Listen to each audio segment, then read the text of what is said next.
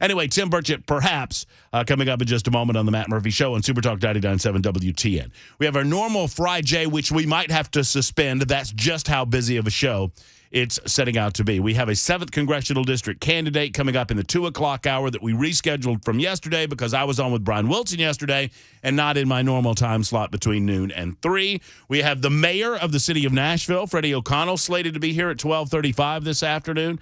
We've got just a lot going on, folks. Derek Pervis, the writer and director of the movie that I was at one point going to be in, but I ended up on the cutting room floor. That's okay. The Ballad of Davy Crockett. He's coming up at some point during the show today. I have no idea. Just like you, I have no idea what's going on. And I have no idea where the show's going to go. But I know that we will start with this, the State of the Union last night. Obviously, it was slinging the hits for Joe Biden and the political leftist Democrats in Washington, D.C., as they focused on items that they believe are political winners for them in 2024. It was a campaign speech. It was not a State of the Union by any traditional measure. Obviously, things have changed quite a bit over the last several years with regard to, A, how these things are delivered, and B, how people react to them, not just at home watching on their television screens, but also in the body itself.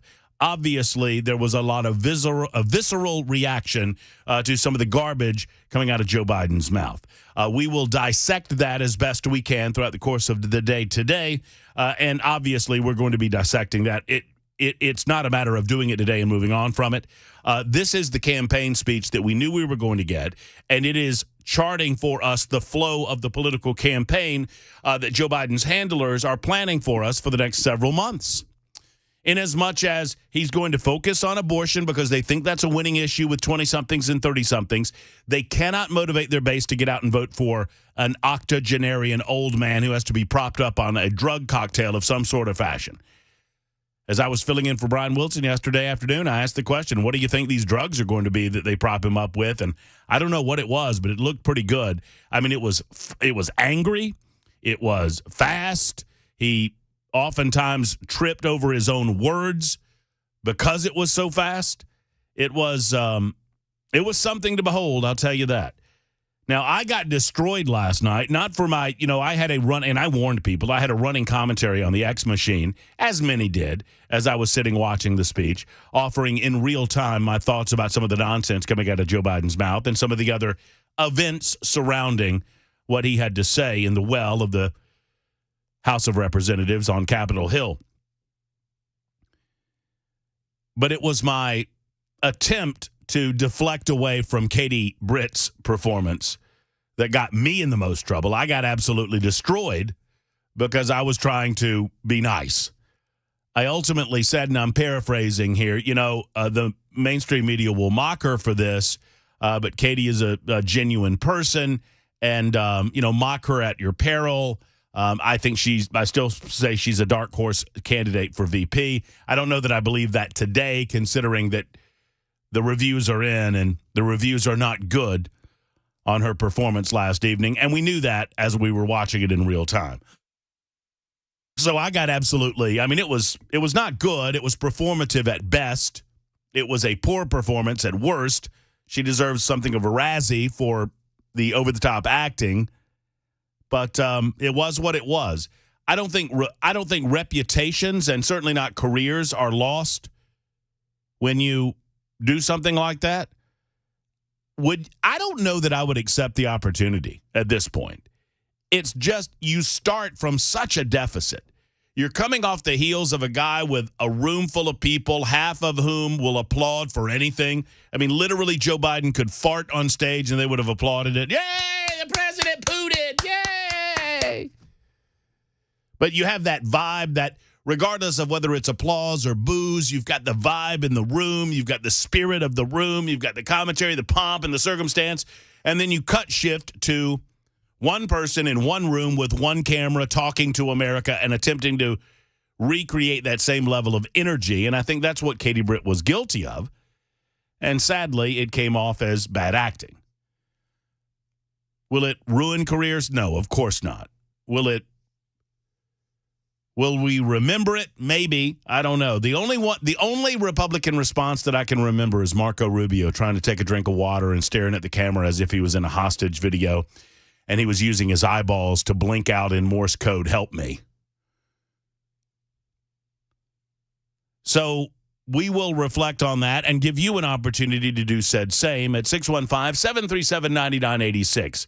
615-737-WWTN. You can call in on a First Amendment Freestyle Friday. You're also invited to be a part of the Members Nutrition Super Text line. That's up and running, 615-737-WWTN, 615-737-9986. And as you do that, understand you navigate around a number of guests today, all of which are coming at us from different walks of life with different topic selections. It's a veritable cornucopia. It's a buffet of topics on the Matt Murphy Show today. Episode 527 of these proceedings can be found in a variety of places, to include your radio station, also your streaming app of your choosing, and you can also find us on SuperTalk TV, YouTube, Facebook, Twitter, Twitch is up and running, and we invite you to be a part of that for you masochists in the listening audience. Episode 527 is entitled Matt Murphy Show. Everyone else is spending your money. He's going to start too. Give me a signpost me. Help me out. You got to tell me where we are with regard to our interview. I don't know. He tried to call back. When? A minute ago. I saw him online too, trying to call. It said Tim Burchett. I've texted him twice, and I've called him twice, and I haven't gotten a response. Okay. Well, if we don't make that happen, all well and good. We can figure it out over the course of next week. I apologize for not telling you. I was just running a little bit late. I'll take full responsibility. My name's on the door. One way or the other, we've got plenty to get into. One of the first people, and he might be calling us, Tim Burchett was one of the first folks that you saw in the well of the House of Representatives standing as Joe Biden entered that august body. Congressman Andy Ogles was the first guy that you saw speaking to him. Andy Ogles saying on the Tennessee Star website, and I texted back and forth with Andy last night as well, saying that he spoke to, his words, Sleepy Joe, and said the word Laken Riley to him. Laken, L-A-K-E-N, Laken Riley to him, as he was wearing her name on his lapel. Laken Riley's name becoming a symbol of the porous border and the ridiculous non-border policy by the Biden administration, and the sad fact that Joe Biden has allowed all of this to happen in real time. It is his responsibility and his responsibility alone. He can shirk that responsibility and claim otherwise, but he could fix this problem if he wanted to. I don't know. Joe Biden, Alejandro Mayorkas, and many, many others proudly described Joe Biden's decision to sign, I think it was in the hundreds. I think Joe Biden signed hundreds of executive orders his first couple of days in office, many of which having to do with the southern border, many of which rolling back Trump-era policies, preventing individuals from getting to the southern border and obviously preventing them from crossing over into the United States of America illegally. The president, of course, has broad and unilateral authority to affect the laws of the land with regard to illegal immigration in the United States of America. The executive branch of government not only has that responsibility and duty, they have that right and authority to handle it. And Joe Biden hangs on this idea that he does it. And obviously he does. And everyone in America with any sense, with a brain, knows that. Yet he points the finger at the Congress and suggests that this ridiculous, going nowhere, nonsense immigration bill was actually a border security bill, which it wasn't. And people that are paying attention know that as well. But Joe Biden wasn't talking to people that are paying attention last night. He just wasn't. Joe Biden wasn't speaking to those people. Joe Biden was speaking to the uninformed, those that just pop up out of their hole. And I'm not faulting people that have jobs and have lives. I respect that, but I want them to use the brains that God gave them and ask themselves how in the world it's become this way, that the president of the United States of America doesn't have the ultimate authority to make decisions about border security when he always has.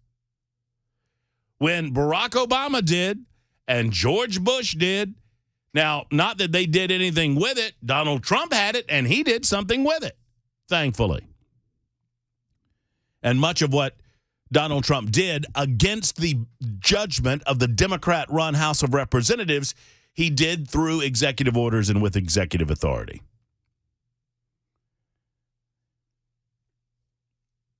Joe Biden was speaking to people that he hopes will go to the polls and vote for him in November. Was it a campaign speech? Of course it was. Was it beneath the office of the presidency? Of course it was.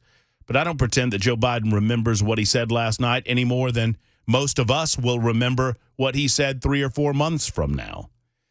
It was campaign rhetoric designed to try to gin up a base that is none too happy about an octogenarian who can't find his butt with a flashlight and a compass leading a political movement that they would prefer a 40-something-year-old lead.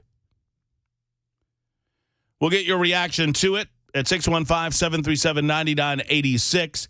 We'll also give you the lay of the land as to what you can expect on the show today. A lot of guests, maybe Friday, maybe not. I'm trying to work it out in real time while I'm on the radio, which is a difficult thing to do. Freddie O'Connell, whom I forgot we were having on. I'm almost convinced that Freddie's supposed to be on the sports station today. I'm almost convinced of that. Maybe I'm wrong. No, they specifically said WTM when they got here. Okay. Well, I'm willing to have him. I mean, I like Freddie. We got to talk about the new stadium. We got to talk about transit. We got to talk. I mean, I like him as much as, he seems like a nice enough guy. That's not a testimony to how I think his governance has gone so far, but, Yeah, he's all big time now, too. He's got security here. Oh, I know. I mean, Mayor of Nashville, big deal. Yeah.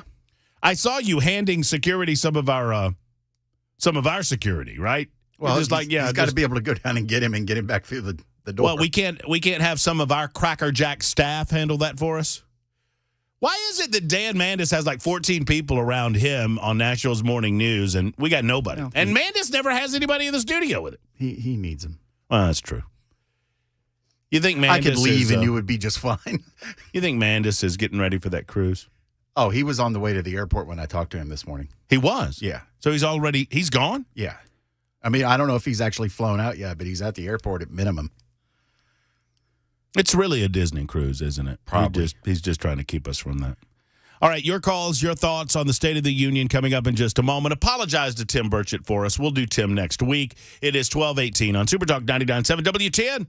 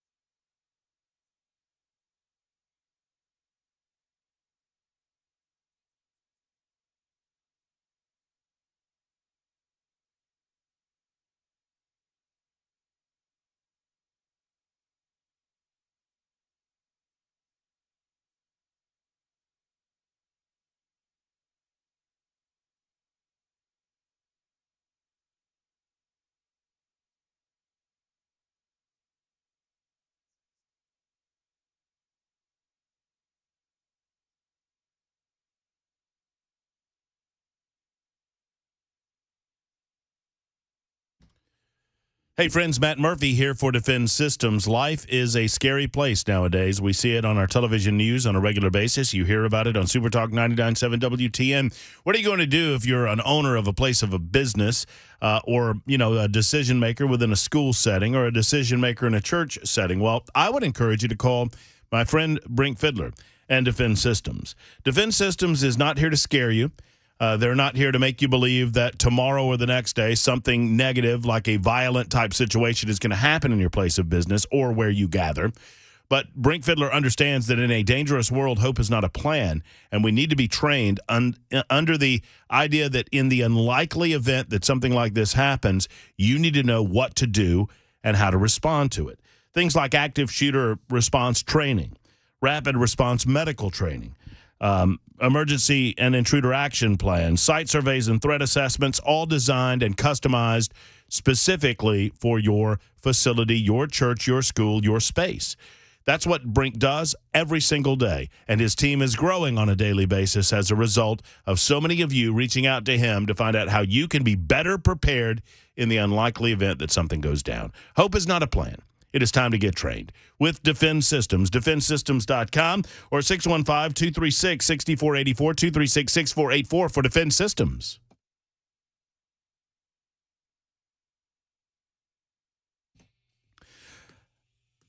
Super Talk 99.7 WTN, Matt Murphy and you. It is 12:24. Good afternoon. Welcome back. Glad to have you with us. Action-packed show this Friday edition, Friday, March 8, 2024. Did you give the title of the show? If you did, I missed it. I was so discombobulated. Yes, the title of the show is 527 on YouTube, Facebook, Twitter, Twitch is entitled Matt Murphy Show. Everyone else is spending your money. He's going to start too. Oh, that's nice. Mm-hmm. I like that. Now, we don't have definite numbers on how much you're going to be able to spend, but there's money coming. Send me $1 or $2. Hey, before I forget about this, if you're watching on this was so cool. If you're watching on YouTube television, I brought this back. I was in for Brian yesterday. I was not out. I was not on vacation. Cameron was in for me. I was in for Brian Wilson. And someone told me, hey, I think you have a package. It is an unsigned package that I received. Here's the package. I've already opened it, obviously. And I don't know who sent this to me. But whoever it is, I don't like you because you made me cry. No, in all seriousness, someone, obviously a regular listener to the show, sent me a rock. Look, it's a rock. You can see it on... It's a legit rock. That's an actual rock. Ow. It is a rock. It's a legit rock. And on the rock, it's got a little paw print, and it says John Henry. So someone listening to me commemorate and remember and eulogize my beloved John Henry, who we lost about a month or so ago, sent me a very, very nice gift that you can place in a garden, or you can put, in a variety of different places. You can use it in a variety of different ways. Anyway, whomever this was, thank you. God bless you, and I appreciate you. And so there's that. Sharon is in Fayetteville. Sharon has a thought on the GOP last night and perhaps a missed opportunity. Hello, Sharon. Good afternoon. Welcome. Oh, good afternoon to you, sir. I love you so much. Thank you. My thought is the Republicans missed a golden opportunity. They could have knocked Biden off of his game, because it's clear to all of us, if you disagree with Biden, he gets angry, he gets louder, he gets frustrated. And I watched the Republicans just sit in their seat, shaking their heads back and forth. No, no, no. Why weren't they laughing? Why didn't they call him out and say, that's not true? He would have been so frustrated, you would have seen a different Biden, and the whole night would have been different. We missed a golden opportunity. That's where I'm coming from. So you think the GOP should have been more vocal? Oh, you betcha. and they would have knocked Biden off of his game, he would have been louder. He would have been angry. He would have been frustrated. He would have been stuttering. You know, I watched them shake their heads back and forth, no, and I thought they sure could use a little bit of what Biden's on. Well, no. Well, I think we could all use a little bit of what Joe was on. I mean, my goodness gracious. And you know what? It's not like we don't owe them one. Remember Pelosi ripping up Trump's speech? We owed them one big time, and we would have had them by the you-know-what. Well, but here's what, and I don't disagree with you, Sharon, and this is coming, I'm a chaos guy, so I'm all about it. I'm ready for it. I'm ready for the shouting and the screaming and the you lie and all of that.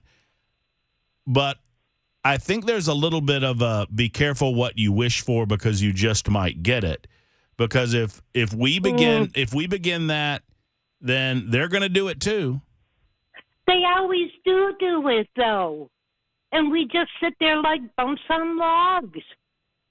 That's been the Republican Party for years. I mean, if we want, I mean, I know I get it. I don't speak for the Republicans. I don't do that. But I mean, once again, I'm all about it. I'm all for it, Sharon. If you want to see more vocalization during the State of the Union, I'm your guy. But but it's too late now. He's not going to have another one. Well, when our guy gets up there, I assure you, they're going to try to take advantage of it, and they're going to try to do it as well. But I hear what you're saying. I agree with you. I mean, I think it's shameful that the Republicans did not have some more forceful preparation in terms of how they were going to respond. I get what they were trying to do with Katie Britt. It was a swing and a big time miss with Katie. I think it's laughable how the liberals are reacting to the fact that she was sitting in the kitchen, sitting at a table in her kitchen, in her home in Montgomery, Alabama. I don't see anything wrong with that. And she described it at the beginning of the speech, why she was sitting there. But, yeah, I don't mind what Sharon's talking about. I feel like it's a little bit of the folks that claim that they want a no-holds-barred debate, right? We want just two guys standing up there, slugging it out, doing their business, making it happen. These moderators need to get the hell out of the way. Y'all know what I'm talking about. And I don't disagree with that either. But you know what you get a lot of? You get a lot of two people yelling over one another.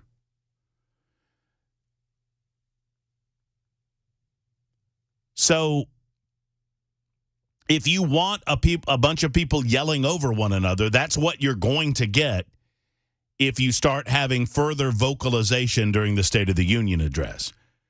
Because what'll happen is if Donald Trump's standing there delivering a speech and the Democrats start screaming at Donald Trump, then the Republicans will start screaming at the Democrats to be quiet, and the Democrats will start screaming at the Republicans.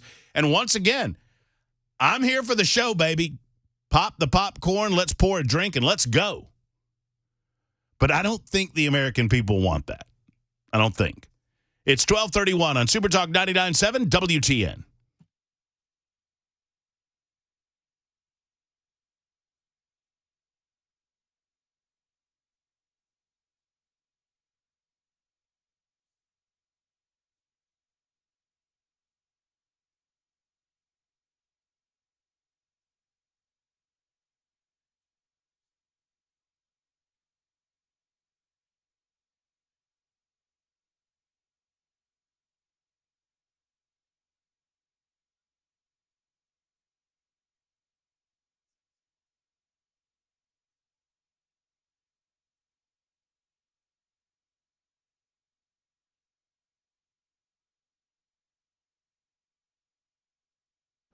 Hey, friends, Matt Murphy for the world-famous Glock Store. You can find them in a couple of different ways. One, I encourage you to go by the retail shop in person to see the beautiful, bright retail space, to see all of the selection. I mean, let me put it this way, folks.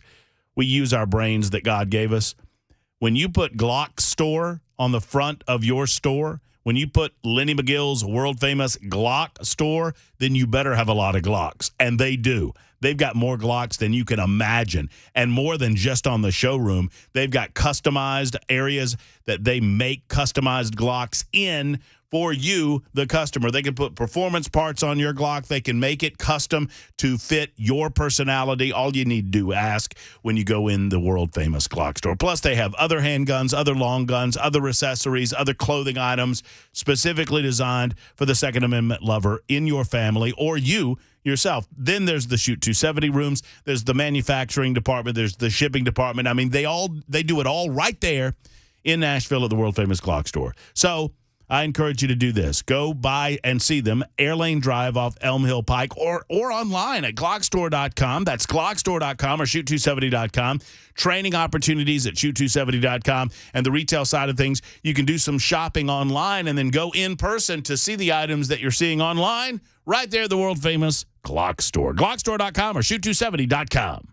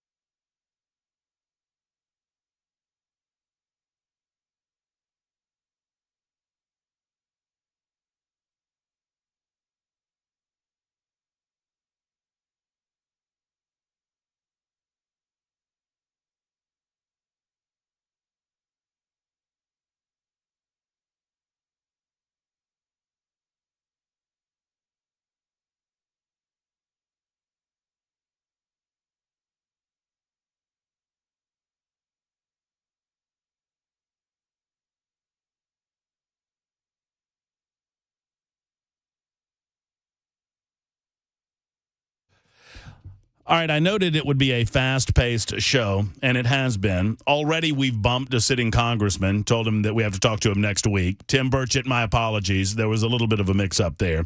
We've got a nationally known writer, producer, and director is stopping by in the 1 o'clock hour to talk about his brand new film that was filmed right here in Middle Tennessee, in Kingston Springs, as a matter of fact. The Ballad of Davy Crockett is out in theaters today, and we'll have Derek Pervis on to talk about that in the 1 o'clock hour. We'll have Andy Ogles, I believe, in the 1 o'clock hour, about 1:35, to talk about his visit with President Joe Biden last night in the House of Representatives. But let's not spend any more time. Some guests. It really I know. I know. We're light. And then we've got a 7th congressional district candidate. Caleb Stack? Is it Stack or Stacks? I believe it's Stack. I think it's Stack, just a singular Stack. It's coming up in the 2 o'clock hour. So, yeah, it's a loaded show, and I say the best for last. Nashville Mayor Freddie O'Connell is joining us in studio today to talk about a variety of things happening in Nashville. What is going on, Freddie? How are you? I can't wait to talk to Congressman Burchett about how you bumped him for me. Yeah, do that. Give him a call and let him know. By the way, in the interest of full disclosure, I was on a break and I still had my headphones on, and Freddie walked in without me seeing him, and he scared the You scared the you-know-what out of me. So. We You're a like scary having guy. such an open-door policy here that we can walk in and startle you. How's it going? I think, look, today is a good day because I have arrived and am able to talk to you without dealing with a tragedy. Oh, no. I think the last time we spoke was... The last two times, I think. I we believe were in the so. middle of tornadoes and then the snowstorm. So hopefully everything is nice and calm today. We've got everything unlocked today. Let's talk about some good things, and then we can talk about some things that maybe are a little more controversial in your administration, in the early months of your administration. Good things. The groundbreaking for the new stadium has now happened. We've got earth moving around, progress being made. Give us a progress report. Yeah, so it's good news in two different dimensions. One, the Titan Stadium is on track. They broke ground just a few days ago, and we have kept pace with them. Our Chief Development Officer, Bob Mendez, has delivered to the Metro Council last night for their first formal consideration a few pieces of legislation related to the East Bank. Just a few weeks before that, we delivered our first capital spending plan, trying to make sure we are both living within our means and investing across the city so that it's not just the footprint of the Titan Stadium we're doing, but really trying to take care of the whole city. So, yeah, lots of good news in there. What can folks expect from a traffic perspective? And just, I understand that things in transition sometimes can get frustrating. There are a lot of people moving around in that part of the world. What can people expect over the next several months into next year even? So what we saw at the groundbreaking was it looks like the Titans have a plan that you'll see even by this upcoming NFL season, the framing of the new stadium kind of emerging from the ground. So they will be using existing parking lots for laydown areas for construction. We do have some moving parts over there. We know, to your point, we're actually going to be creating new infrastructure, new connective roadways over there. Probably some people who've been paying attention to this have seen this idea of a boulevard that kind of runs along most of the East Bank, including into Oracle's portion of River North, just a little bit north of where the Titans are, and kind of down through that. But we've still got some work to do with CSX. We've still got some work to do with our friends and partners over at TDOT. So there will be some disruption over there, as there is at any construction site. But I will say the Titans are working closely with our East Bank team. They're working closely with NDOT. We're trying to improve access to the overall site, even as we know some of it's going to be torn up. Talking about traffic, we recently saw the repair and reconstruction of Broadway, that area of Broadway across, I guess, the train tracks and whatnot. Were you pleased with how that went? Yeah, I think one of the most notable parts about that was, one, TDOT moved very quickly. From the moment that the bridge came down and then you could drive back across it. I was impressed, having represented that area of the city on Metro Council. Honestly, the level of disruption there for people coming into downtown, I was surprised how few complaints I heard about it. I think overall, NDOT, TDOT, MNPD worked effectively to get it done, and I think the overall bridge is a better experience than the old one. One other question that I brought up, because I was just reading an article about it before you stepped into the studio, is the issue of Monell's.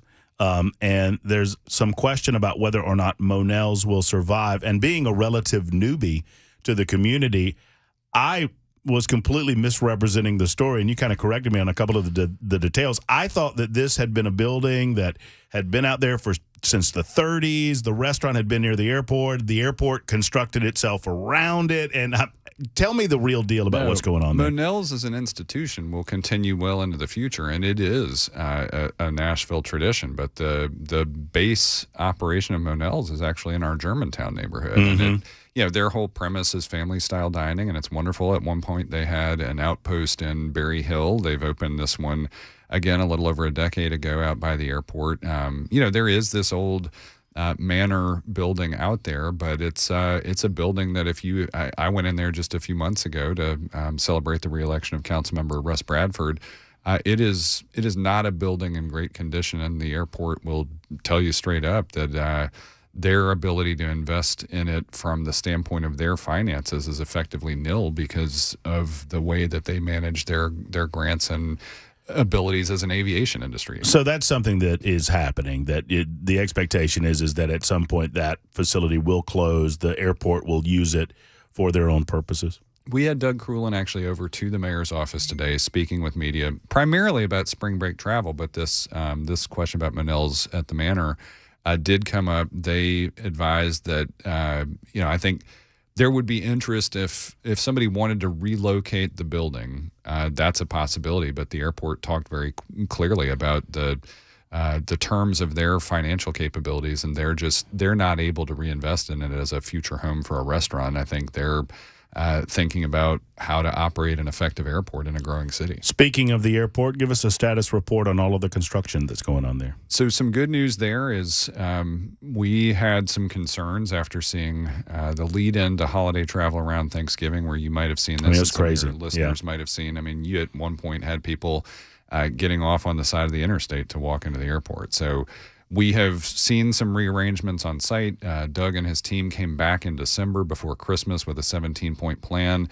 They came in today to refresh that with folks in advance of spring break, which for them, the entire month of March is a busy travel season, both for people coming into Nashville and Nashvillians going to other areas for spring break travel. But they are in progress in a lot of that overall plan. They've actually worked very closely with TDOT to accelerate some improvements around the area. They've worked on their campus to make things a little easier.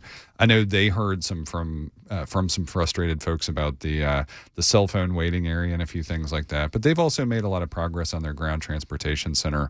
And what we saw around the Christmas time holiday was dramatic improvements over where we were at Thanksgiving. There's a lot of different things going on at the same time to accomplish the same goal, and that is to facilitate traffic in and out of the facility and to best facilitate travel in and out of the airport. Right. What is the end date time frame in terms of the construction of the interstate around it? When will you hope to be standing before the airport with the new construction completed? So they have just completed a big piece of a strategigic plan and execution called B&A Vision. That was about a 5 or 6 year process. Now they're looking at a new program called New Horizons. They're working on a new terminal. They've just added and opened a new international arrivals area. So they are doing a lot of things on the campus with runways, terminals to accommodate the increasing passenger growth, which is continuing. I mean, we are in several years now of setting records every year for passenger travel into and out of B&A. I think it's an exciting time for the city, but we've got to make sure people can get in and out safely. We've had some conversations with them already in the past few months about transit access, about ride-sharing services like Uber and Lyft, taxi access, all of those things. I think the airport, kind of like the East Bank, is going to be a little bit in motion, but we're expecting this accelerated timeline on Donaldson Pike improvements to probably be done sometime in the next couple of years. You've seen if you come off of I-40 eastbound and head into the airport from that direction, there's been already an expansion that you can see there. They're continuing to try to navigate people more effectively into their parking garages, and they are about to have a grand opening for a new hotel out there. Well, what is the mayor's life? Let's take a peek behind the curtain. When the story broke, I was out of town. When this story broke, and I understand that Transportation Security Agency, the federal government's involved, a lot of different security apparatus involved. When the woman went around security, you know the story I'm talking about? No, I didn't hear this one. What, have you not heard that she was in the Nashville airport and it's primarily a TSA story, but I'm surprised if you haven't heard about it, where somehow she got on a flight without going through security. Oh no, didn't hear about this. And they became aware of it when she was literally in the air. And so, I mean, everything it turned out was okay. She wasn't trying to do anything nefarious. She just didn't have a ticket, and somehow she got around security. I don't know if you are in the day-to-day operational, structure of finding out things like that. For some, so I'll pivot to a little bit of a scenario that is a little more operationally involved with Metro. For what they do on the airport's campus, they have their own police. Right. They do have TSA.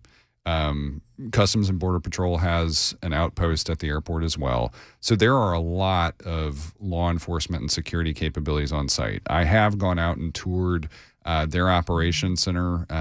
Overall, I would say the campus is incredibly secure and their processes are pretty tight. That one surprises me a little bit given what I have seen, especially because the airlines also have a pretty sophisticated series of checks. I mean, to bypass security, but even to get to the point where she got on a plane. I mean, it was Right. Go look up the story. It's fascinating. I don't know how she gets on a plane without having the little beep. But those kinds of moments where it's primarily at the airport, self-contained. I mean, if there were something that were spilling off of their campus or had ramifications for the city, we would hear about that. Now, the flip version of that is I was very involved almost instantly in this other recent tragedy where you had the small plane crash that was around the footprint of John Toon, the smaller airport. In that moment, we had direct and immediate contact with our Office of Emergency Management, with MNPD, with the fire department, because all of those entities were deeply engaged. TDOT 2, they had to secure the site. We knew because it was in the footprint of federal highway that NTSB was going to be involved. We had a local FAA representative involved that day. NTSB arrived the next day. Those kinds of things we tend to be very in the mix on. Let's talk about another issue that you and I have spoken on since I've known you, the Speedway and where we are with that.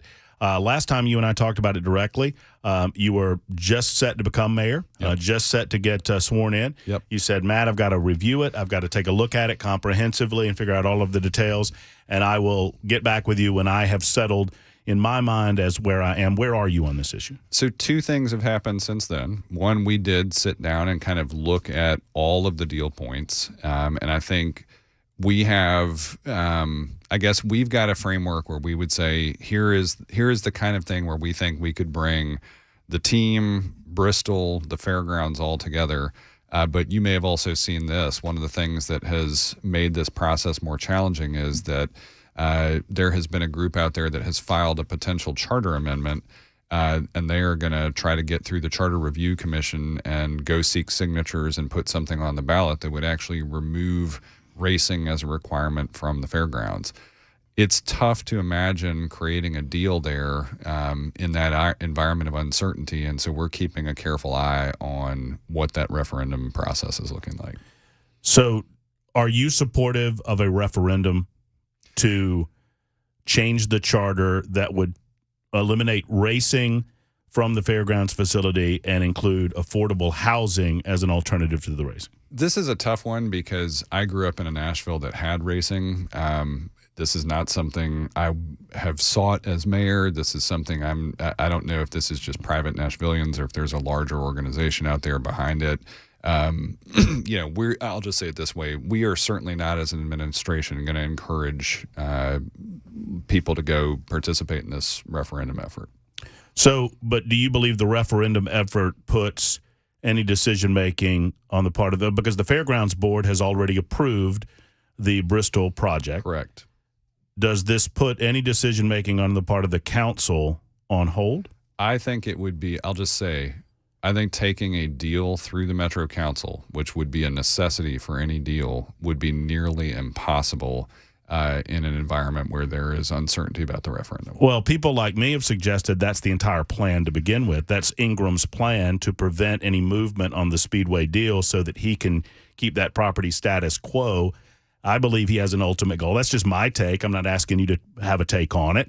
But if that's the ultimate goal of these folks, they're stymieing progress on the part of the city council, or rather Metro Council. Well, hard for me to sit here and disagree with that. I mean, I think the Metro Council is looking at this as carefully as we are, but I will tell you, if we needed 27 votes right now for something at the fairgrounds, it would be very difficult to secure.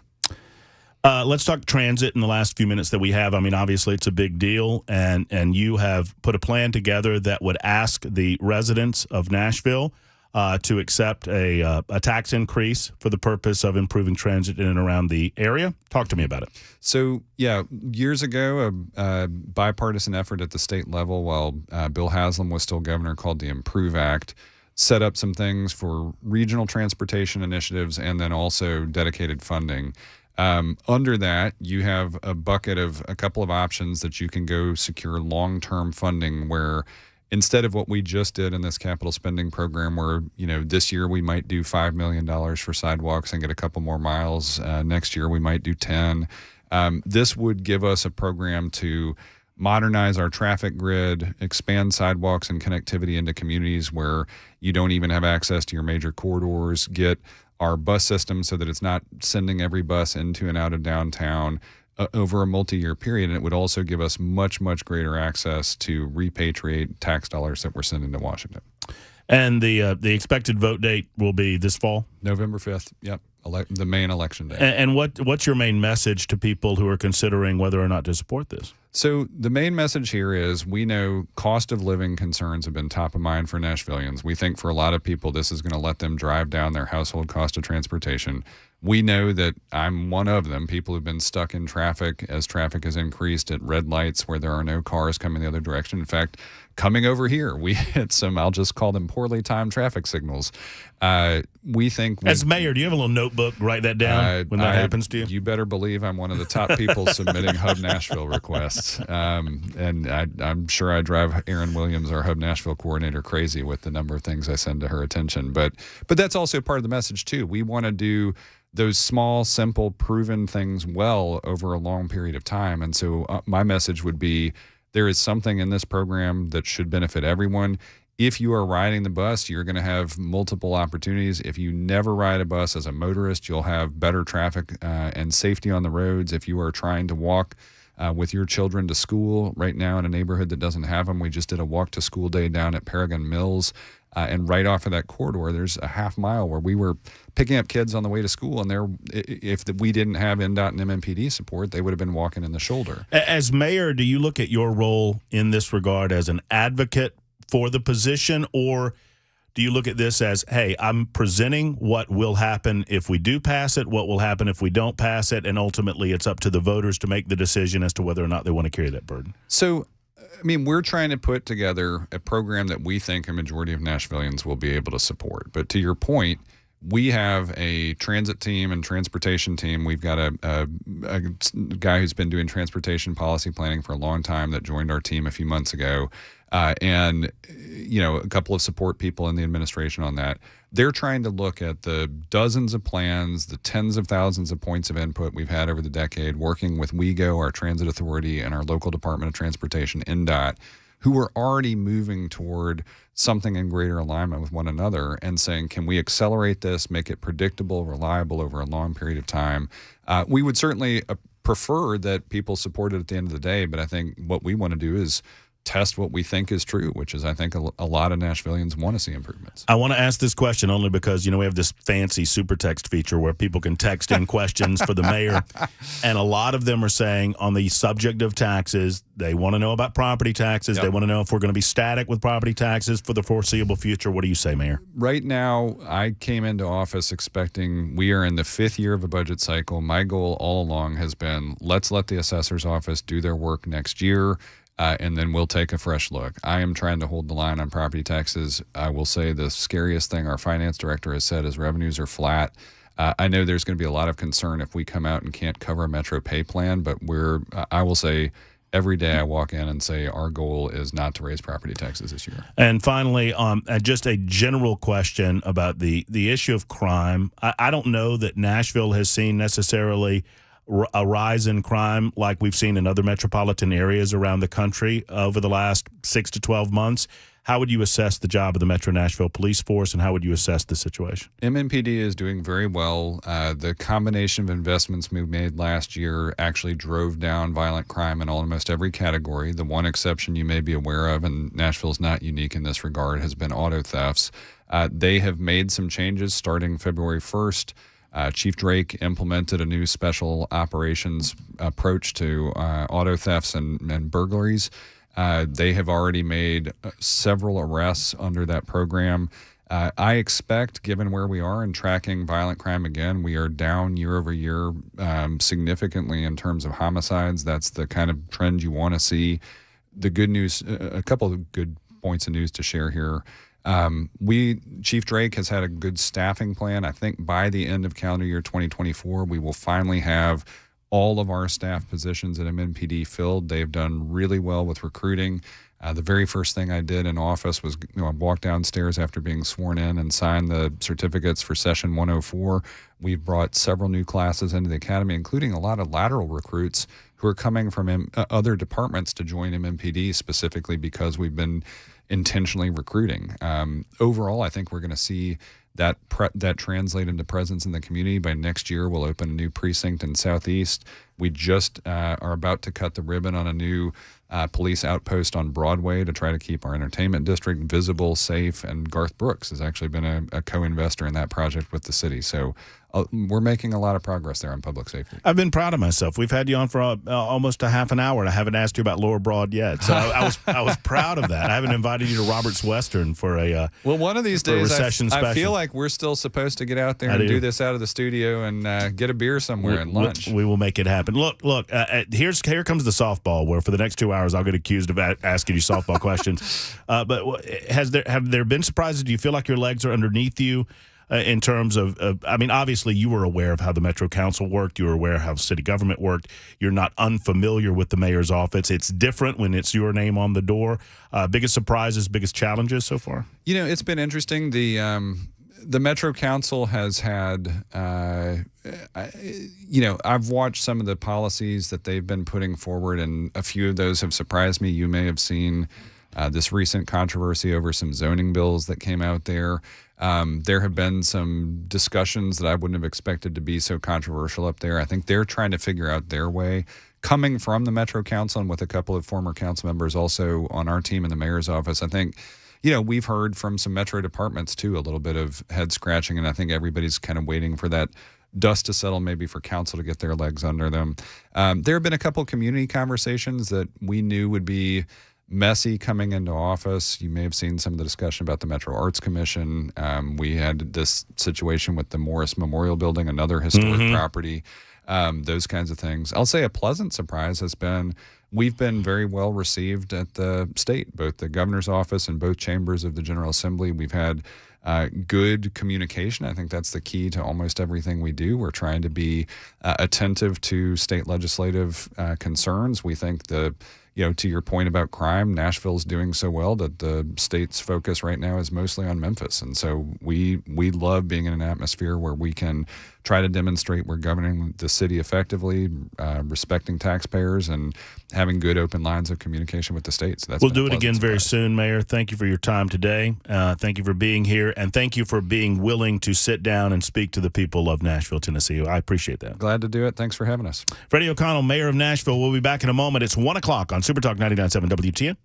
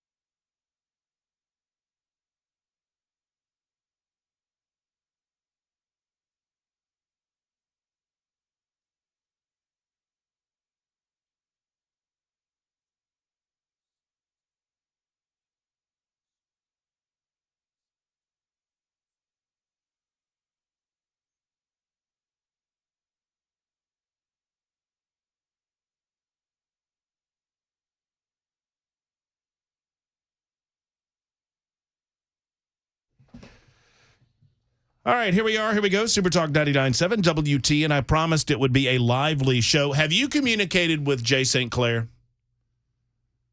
Negatory. Would you mind doing that I'll and do it letting right him know? Letting him know where we are in terms of our schedule and how far we are behind. Already, we've had to bump one guest into the 1 o'clock hour, and I so appreciate his willingness to wait for us. His name is Derek Pervis, and he is the writer, producer, and director of a new movie that I had an opportunity to see a couple of days ago. I'm very excited about it. It premieres today, quote unquote, and it's going to be on a lot of different platforms. We'll tell you all about those platforms in just a moment after I welcome in and say hello to Derek Pervis. Hey, Derek, how are you? I'm tremendous. Thank you for having me. It's good to see you again. Yes. You've survived. Yeah, I think prior to the other night when we had the screening for the VIP, the Mucky Mucks, which, of course, were centered around you. Sure. I think the last time I saw you was on set of actually shooting the movie. That's right. Yeah. That's right. And you came in and shot your little scene. It was great. It was great. I had a good time. Yeah. I knew. I predicted that I would be on the cutting room floor. It's okay. I'm not upset. I love the scene, but I predicted it, and here's why. You know why I predicted it? Because I was supposed to be there like a month before, and I told Erica, I said, I don't think that I can be in one scene and not be in the anyway, I predicted it. You did. In my head. Scheduling is the main reason why you're on the editing floor. That's right. But I thought I was going to have a chance to have more fun with maybe coming up with different reasons. For example, I couldn't find a stuntman with your massive physique. Like something along those lines was going to be the. You know, watch it. I don't want to get too inside baseball here. Yeah. But I am fascinated with the process that you go through. You know, because I had my own experience with acting and being on stage, not on movie sets necessarily, but stand by. Okay, for example, I know that you have stunt doubles, and you see them in the credits. When the credits roll, you'll see the stunt double for Cole Meany and the stunt double for Mosley and whatnot. And going through the movie and trying to figure out when it's a stunt double and when it's not a stunt double, and it's almost impossible to do because you're such a good job at what you do. But that's so much fun for me, especially having seen some of the shots taking place on set in Kingston Springs. Before we get into any of that, congratulations. Well, thank you so much. You know, I have to say thank you on behalf of a lot of people who helped make this thing possible, you know, but we're all anxious to contribute what we can. You know, culture is downstream of education, and the way that I can sort of contribute to what goes on in America is with films and stuff. That's what I do. I'm not a politician. I'm not an educator. I'm not a thought leader, obviously. Well, but you do represent something that I think that we as a society and a culture need to embrace. You are artistic, you are brilliant in your craft, and you decided, and you've spoken openly about this, that you wanted to get away from Hollywood, and you chose to come to Tennessee, and you chose to make movies in Tennessee, and you want to continue making movies in Tennessee, and not just any movies, but movies that we can be proud to take our 12 and 13-year-olds to and not be fearful of what they're going to see on the screen. That's absolutely right. And it's, you know, it's a wide open market. I think there's most of America is hungry for content that's exciting and fun and challenging and, you know, all the things that turn us on about going to the movies, but also just centered in American values, pro-America, pro-God, pro-family, very, very simple. And doesn't have to be preachy. And that was my main task with this Davy Crockett, which it was really easy because the subject matter is fun and, you know, adventurous, and there's all this mythology and a lot of content to work with that just reflects that naturally because that's who he was and that's what America was at the time that we, you know, depict in the film, which is 1815. Bell K, I believe, has a question. Bell, I will relate it. Derek has chosen not to put on headphones only because he doesn't want to mess up his beautiful hair. This is actually for you. Okay, very good. Have you explained the name change?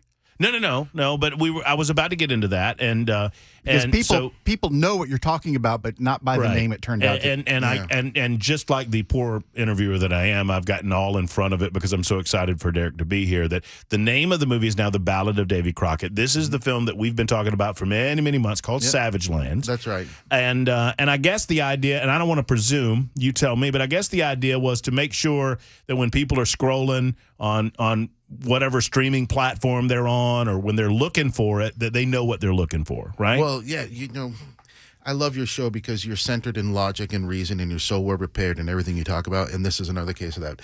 So there's a reality about filmmaking and art and stuff. There are guys who are good at, or folks that are good at making art, movies, music, and then there are folks who are good at selling that art. Right. And so the team that's on board for distribution has wisely decided that having the name Davy Crockett would resonate with the audience that we're trying to find in a way that's better than just having Savage Lands. So, Sure. So that was really the genesis for that change. And sorry to confuse all the audience. And I know I was on here, I don't know how long ago. You didn't have as much gray hair, is all I know. It's a big blur, isn't it? Yeah. I did go online yesterday to look up Savage Lands, and when I did, I got bombarded with, like, I want to say 7 other movies that from different time periods, and I think maybe one of them was foreign. So changing it to this was probably a good idea based on that too. Yeah, very smart. I agree. Yeah. So for those just joining us, maybe they haven't heard some of the other interviews that you and I have done. Just give us the inspiration behind writing the piece, and then obviously that led to you coming to Tennessee, where Davy Crockett did so much of his business, and filming the piece. Talk to us about that. Well, it was actually the other way around. So, was it? Yeah. So, I was in Los Angeles for a long time working in the film industry and just sort of keeping my head down. My wife and I had our first son. And, for a lot of reasons, I decided Los Angeles is probably not the place to raise a family. Mm-hmm. And after thorough research, we decided on moving to the Nashville area about 7 years ago. And when I came here, I was going to be retired, and we were going to raise kids. Oh, wow. Yeah, and it was just going to. And, I had never stepped foot in Tennessee before. I drove our truck full of stuff in from Los Angeles. Like, when my wife kept saying, I think we're going to like Nashville. Maybe we'll go to Nashville. I was thinking, you mean like Hee Haw and Minnie Pearl, and the city's much more dynamic. Roy Acuff, a Grand Ole Opry, right? A great time period in American culture and history, but not what it is today. It's right, far outgrown that, and country music is rocking the whole world and all that sort of stuff. So that's great. But we loved it so much, and then being here and being around the people and being in the city and starting to do some small industry related things. I started talking with people, and I think it was Bob Raines one day just asked, "Hey, you going to make a movie in Tennessee?" And without any forethought, it just popped in my head. I think I'll make a Davy Crockett movie. And as soon as I said that, all the eyes of the group standing around lit up, and everyone was very excited. And I realized, okay, maybe there's something here. And on the way home, I realized maybe I better write a Davy Crockett script. So I went and wrote the script, and it's been well received. There's there's a lot of great historical context inside of what is actually a historical fiction. The characters are represented accurately in the themes that they carried throughout their lives.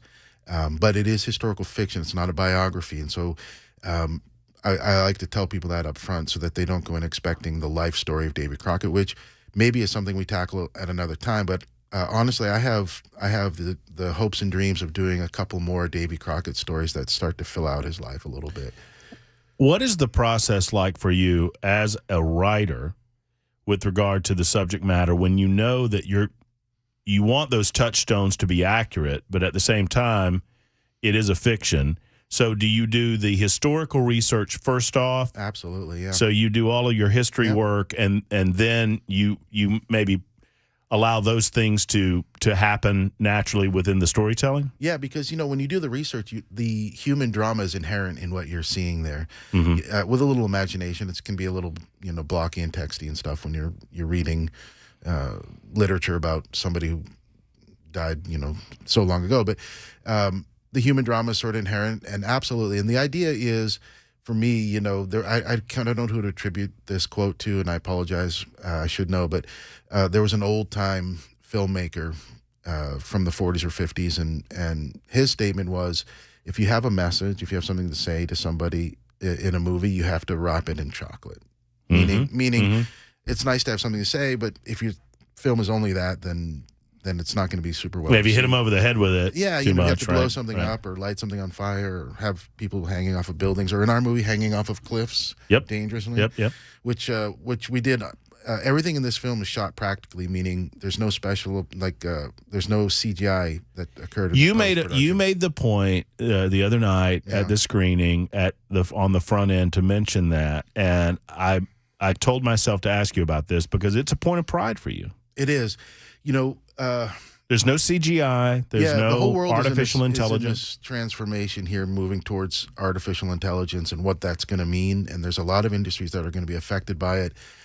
I don't have necessarily a political opinion about it. What I have is a practical opinion about how it affects not just livelihoods, but the way humans interact with each other. And if we learned anything from social media and algorithms dictating the way we think or the stuff we consume and the hazards that I think we can all agree that has presented, I can only imagine when it's creating content for us as well that could potentially be bad.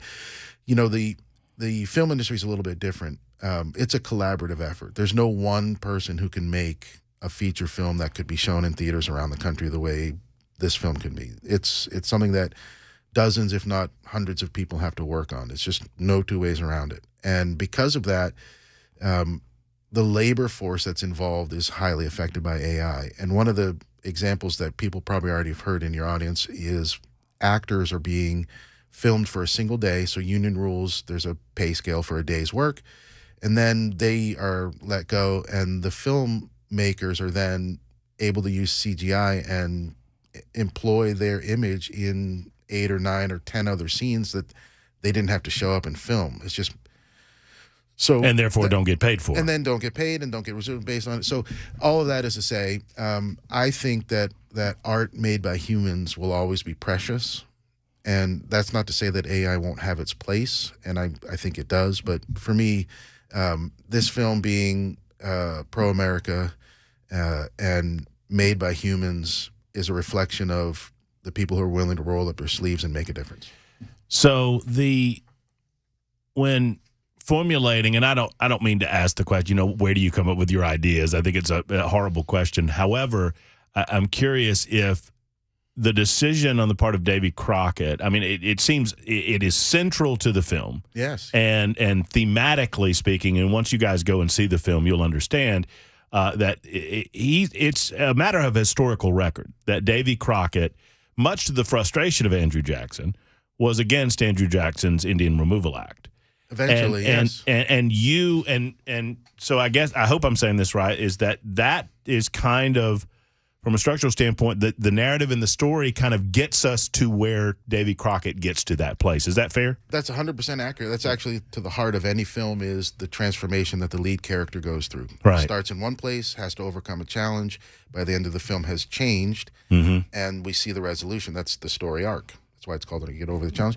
So in our film, that's central to it. And what I like about that transformation is that it has the opportunity to show a more diverse and rich history to America than just sort of the black and white of the issue. And what people contextually need to have in mind when they think about this issue or watch the film is that the indigenous people of that era and the settlers, the colonials, lived together for 200 years before this film takes place, which is 1815. They traded together, they intermarried, they fought because they're humans, but they coexisted.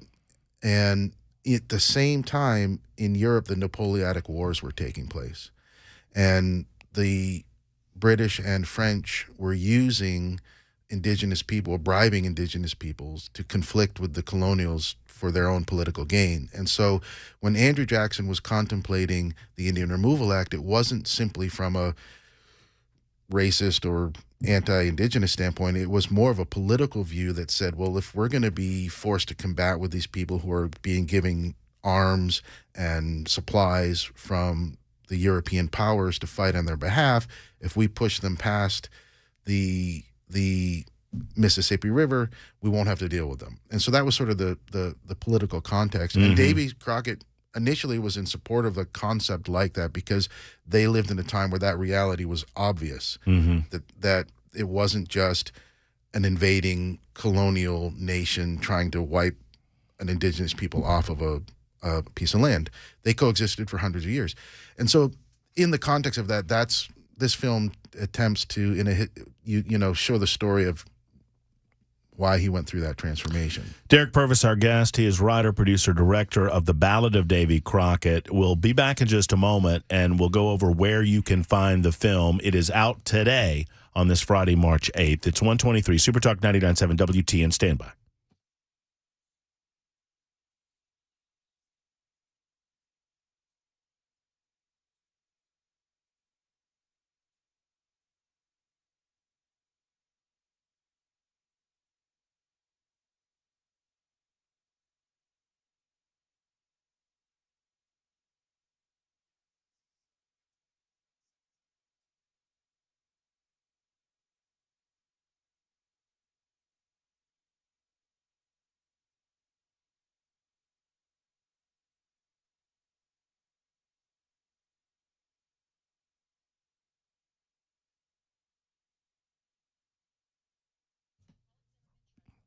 Hey, friends, Matt Murphy. The Tennessee Men's Clinic has 2 locations to serve you, and I love the fact that 10 years ago, Evan Bass and his team started a men's-only facility to focus directly on men's health care and those issues that only us men have to deal with. Now, some of that gets a little personal, and I get that, right? I understand that you don't want to talk about, a lack of motivation or drive, for example, in the bedroom. I get it. I understand it, and I'm sensitive to it. However, guys, what if I told you that 50% of men at a certain age, at some point in your lives, are going to go through this issue, and you need to deal with it on some level?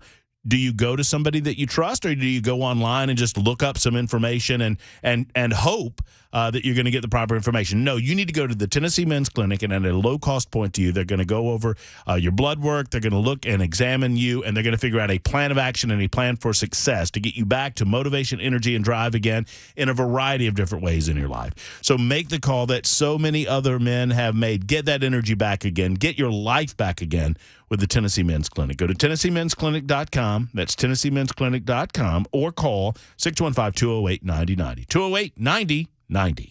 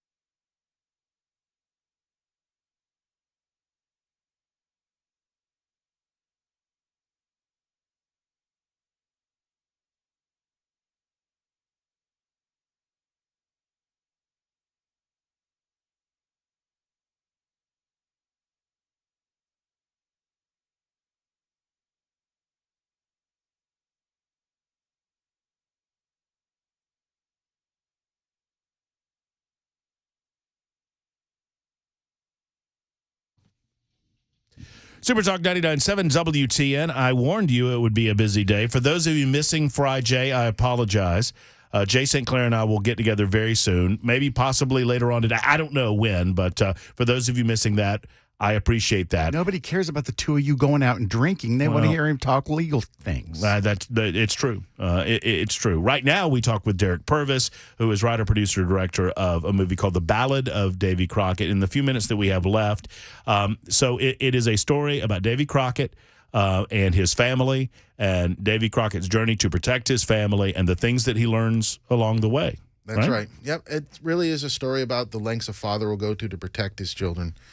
Very, very simple and powerful, and a lot of human drama and a lot of action and fisticuffs and all that kind of stuff. We were very blessed to film the entire film here in Tennessee. Well, and some of the things that all of us learned in our childhood about Davy Crockett will make appearances. You'll see a raccoon pelt. I promise you will.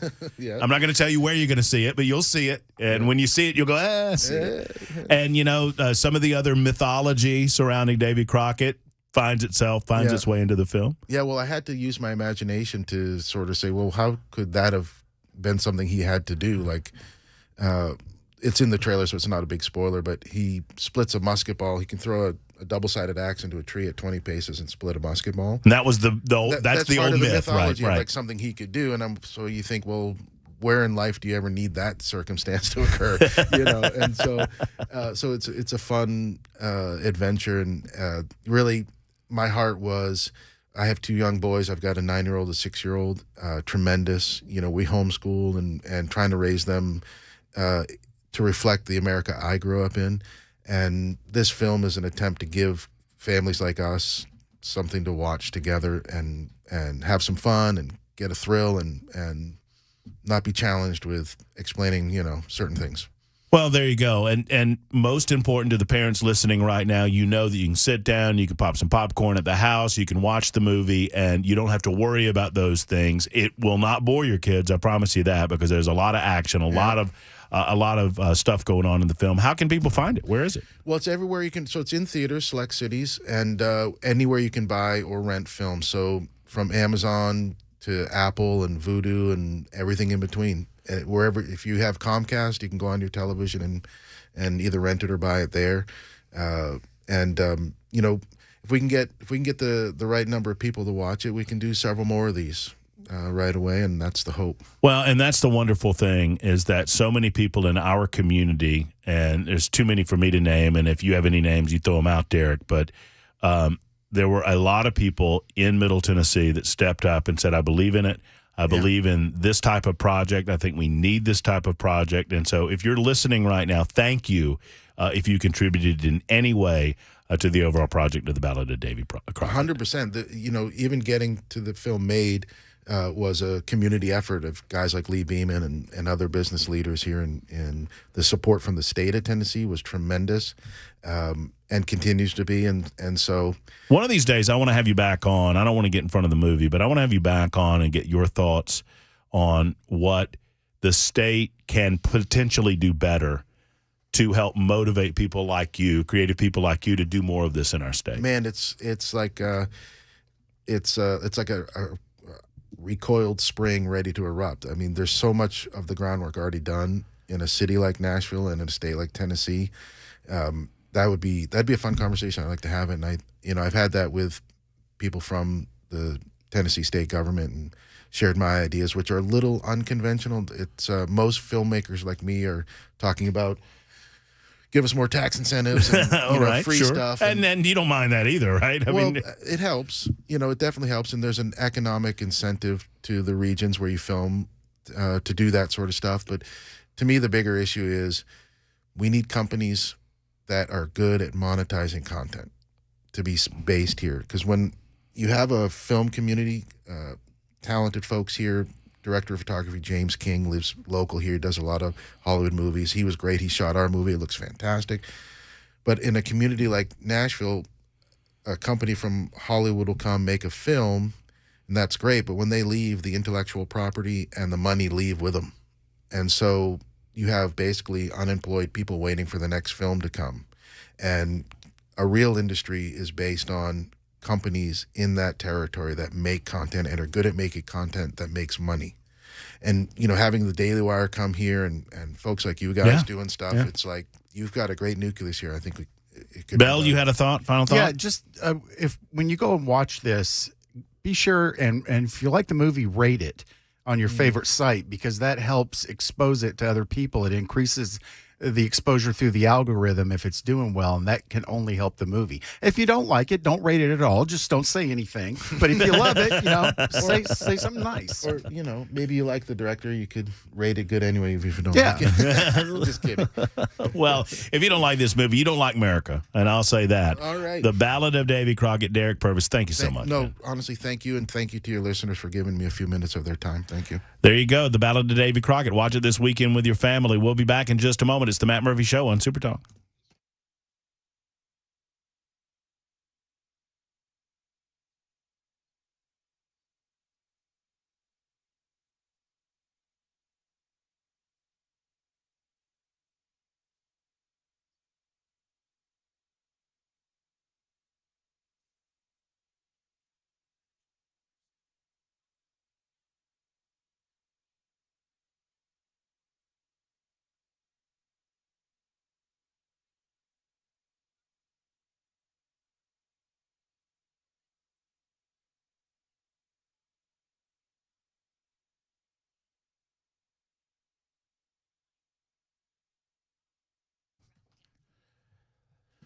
United Structural Systems, ladies and gentlemen, it is simply this, a necessity for many of you homeowners in the state of Tennessee. When you see those telltale signs of cracking in your walls, in your basement or your crawl space, maybe you see or smell that musty smell, that odor, well, I'm here to tell you that USS is here for you and have been for a long time. Since 1994, 30 full years.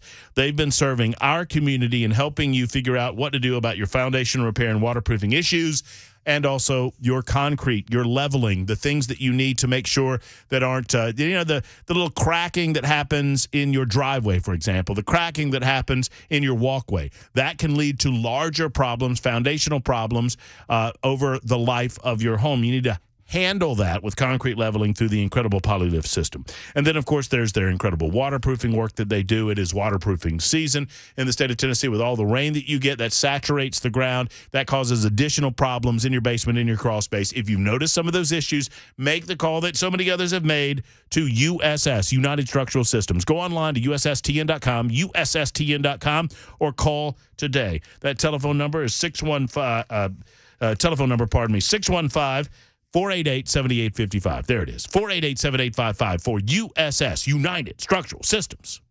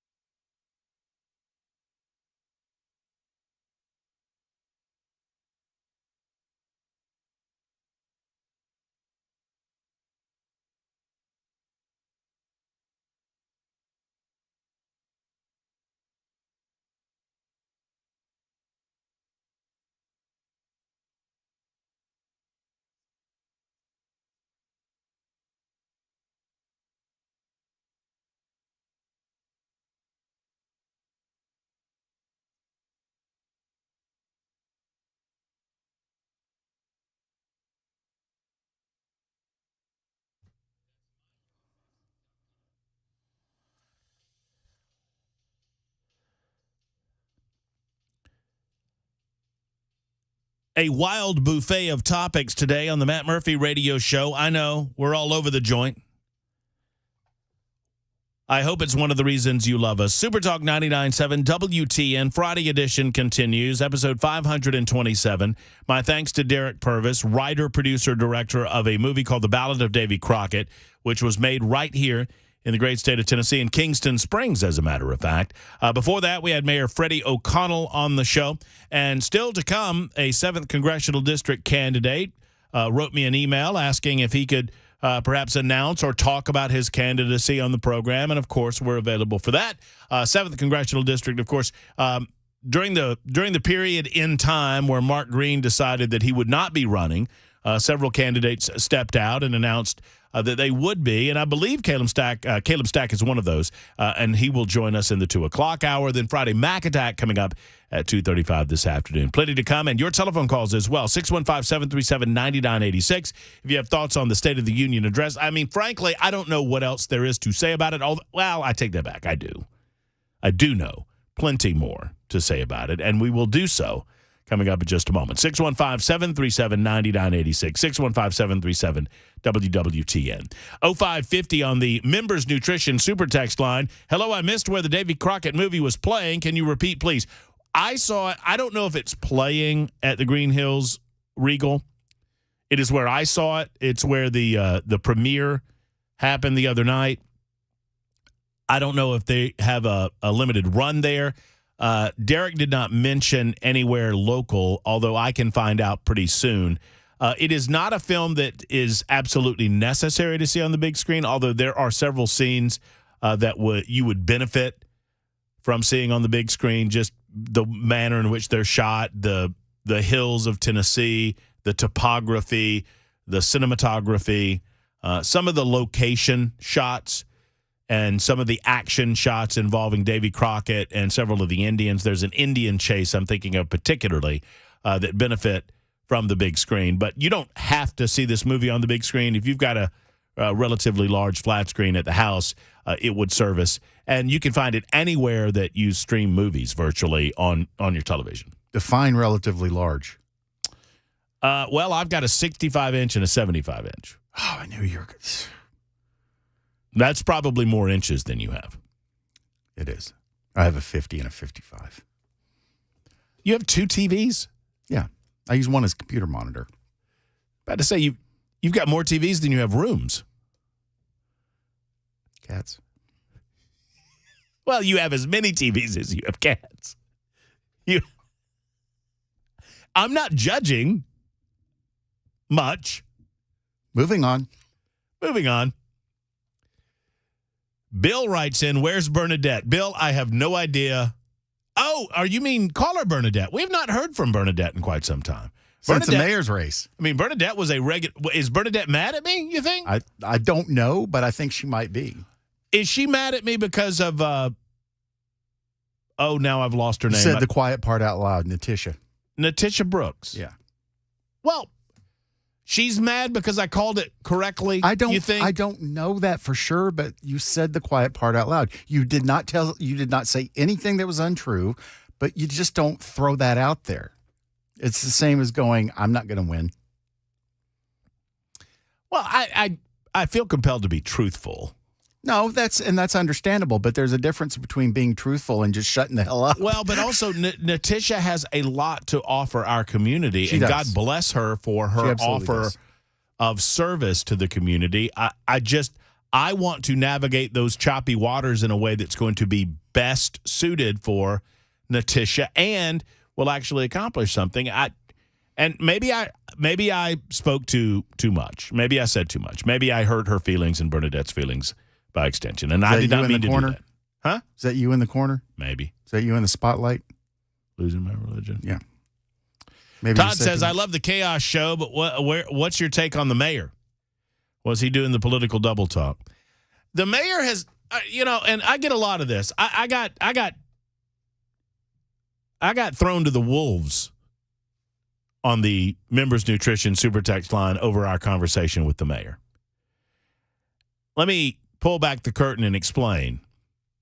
So 7679 writes in, Can he just answer the bleeping question? Blah, blah, blah. Public buses are already empty. 34% tax increase already. Cut programs. Week interview.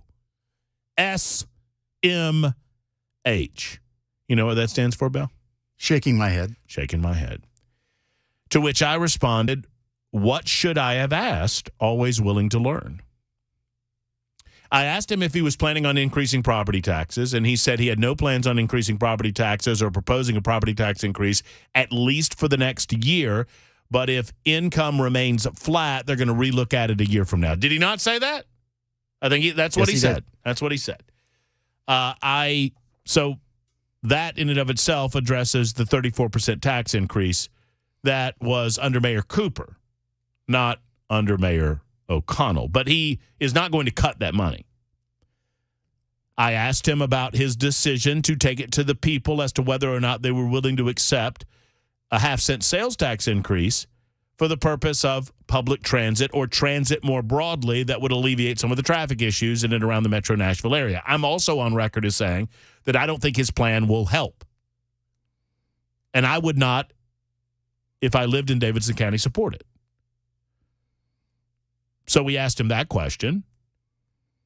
I mean, some just don't want to listen to anything that Freddie has to say because Freddie's a Democrat. Yeah, and at least Freddie has the intestinal fortitude to come in here and answer your questions and talk about his plans. Now, it's more than Cooper ever did. Well, that's right. And once again, Freddie has not done anything that's a deal breaker for me as of yet.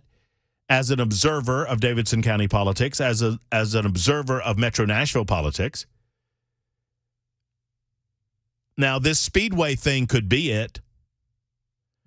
And what Freddie told me both on the air and off the air was consistent. And what he said off the air is, whatever I want regarding the racetrack, now that this charter amendment proposal is on the table, it has pulled. He didn't say it this way, but this is the way I'm going to say it. They don't have the votes right now if they bring it up to get the Bristol Motor Speedway passed. And part of the reason that they don't have the votes right now if they bring it up is because of this proposed charter amendment. For those not following the story as closely, some 10 years ago or so, long before I came to the city of Nashville, there was a vote regarding racing at the Nashville Fairgrounds. And it overwhelmingly was certified that the citizens of this community want to continue to see racing at the Nashville Fairgrounds. That was what, in 2011 or 2012? I forget how long ago it was, but it was a little over a decade. I don't think there needs to be another referendum, but I don't make the call as to who decides when there's going to be a referendum and when there's not going to be. There has been a proposal presented before the metropolitan government of Nashville and Davidson County to change the charter of the city that would amend the charter regarding the Metro Board of Fair Commissioners and the Metro Fairgrounds itself that would remove auto racing as an activity required to be conducted on the fairgrounds and replace it with affordable housing. This is a proposal. I have the proposal in my hand. This proposal, I believe, is an effort by John Ingram to steal that property. The mayor can't stop this charter amendment from being voted on, nor can he force Metro Councilor. I'm not here to defend Freddie. I think Freddie is walking a fine line of being relatively non-committal on this issue. I would like to see him strong. And I told him that as he left. I said, why don't you get these councilors in line? He said, look, this is not the same council that I served on. Half of the councilors that I served with are gone. So I don't have the sway or I don't have the relationship with some of these councilors that you would think that I would, considering that I was just serving several years ago on the Metro Council.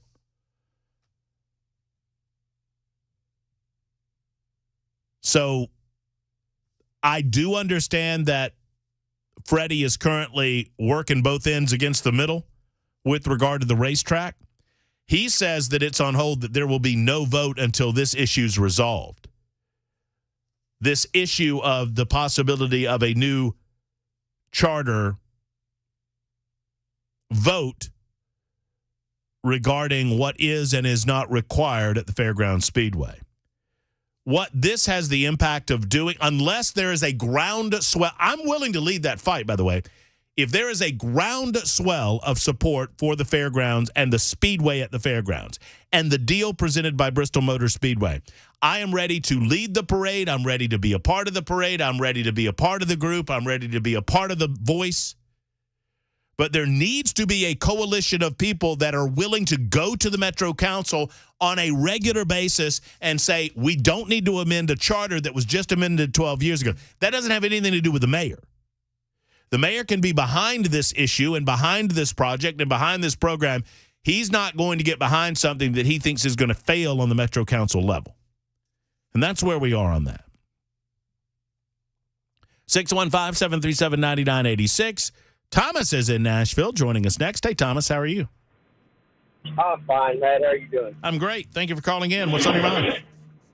Well, Derek was talking about other ideas for Tennessee, and my father used to take us to a place in Cheatham County. It's called Prim Springs, and it was basically an old settlers market, and they had like caverns dug in the side of the river for dry ice and storage of cheese and meat.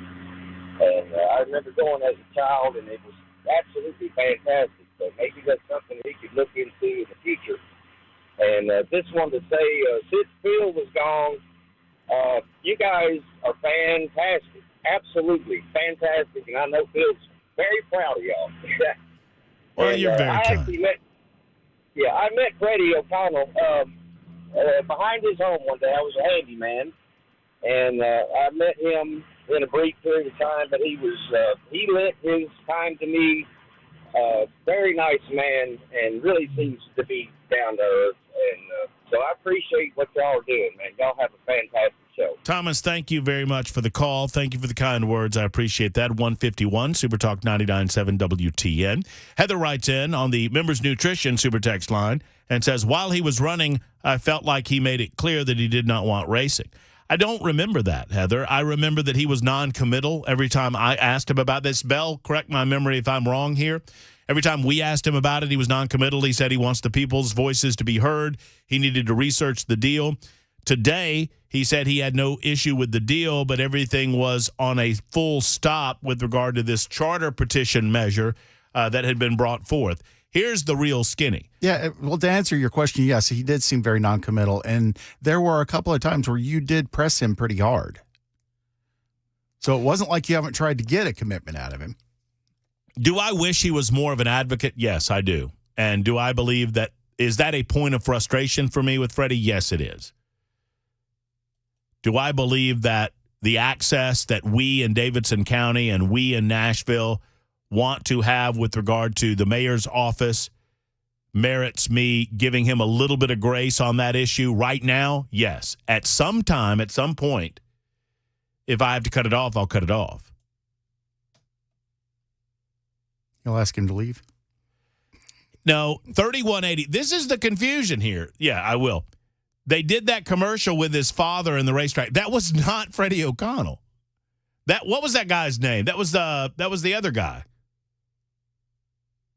Riley?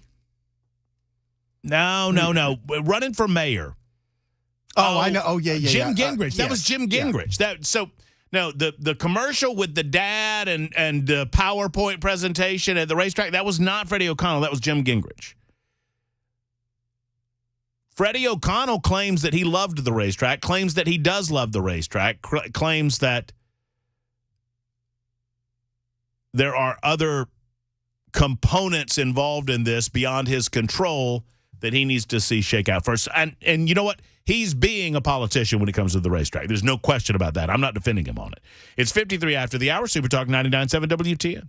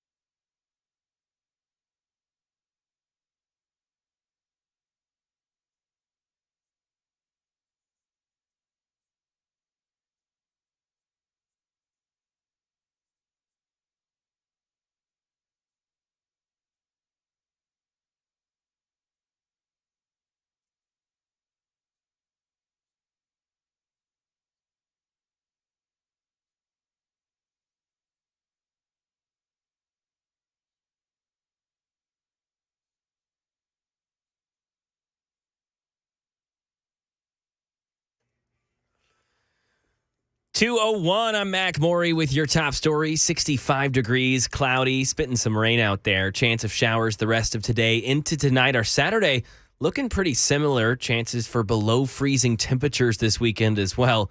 Tennessee in March, am I right? Got a weekend forecast coming up 2 minutes. Right now in the volunteer state, Fort Campbell Sergeant and Army Intelligence Agent Corbin Schultz pleaded not guilty today to federal charges that he sold sensitive military secrets to China. The 6 federal indictments allege that Schultz began sharing documents, maps, notes, pictures, and missile tactics to China starting in June of 2022 in exchange for cash, $42,000 to be exact. They claim that money came in 14 installments.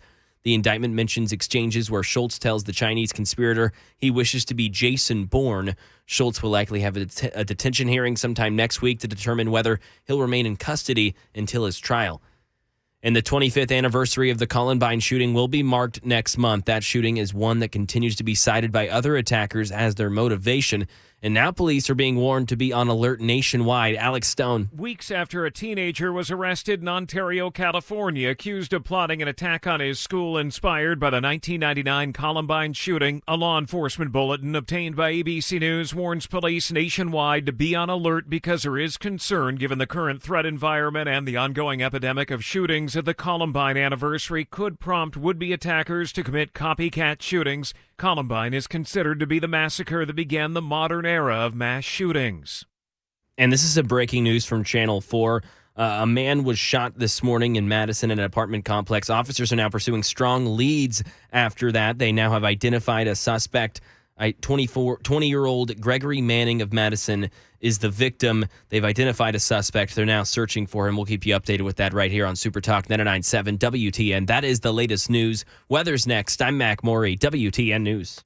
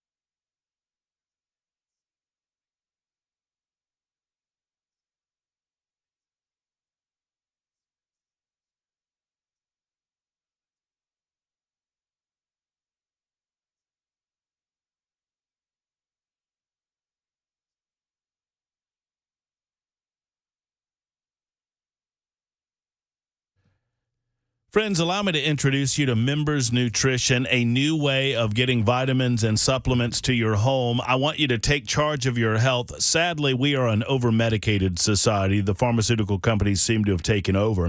At Members Nutrition, they believe in empowering individuals to take charge of their health and their wellness every day with American-made products available at membersnutrition.com. They offer their products directly to the members, and they have eliminated the middlemen in the process. This means that your vitamins and your supplements that you take on a regular basis can be found less expensively at membersnutrition.com. Plus, they have so many different things there available to you to help your body. Your body can, in fact, repair itself without the need for drugs made in a laboratory somewhere. These are naturally occurring supplements and vitamins available to us from Members Nutrition. And they don't have to cost an arm and a leg like they do in the stores. Go to membersnutrition.com to familiarize yourself with some of the wonderful things they do. Check out the Daily Defense Youthful Cleanse while you're there. I know I have promoted that, and I believe that it can help you get the toxins out of your body, detoxify the body in the proper way, in the natural way. Membersnutrition.com. Go over there today at membersnutrition.com and see some of the incredible discounts they have available at Members Nutrition.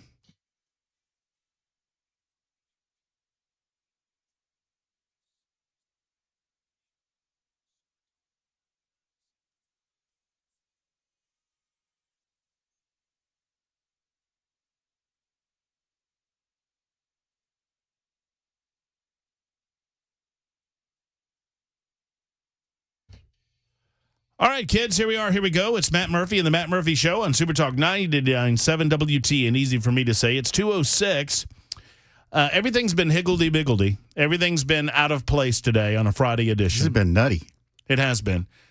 We had no Fry J today, and I apologize for that for those who were looking forward to it. That's the only reason I show up on Fridays. I know. It's on me.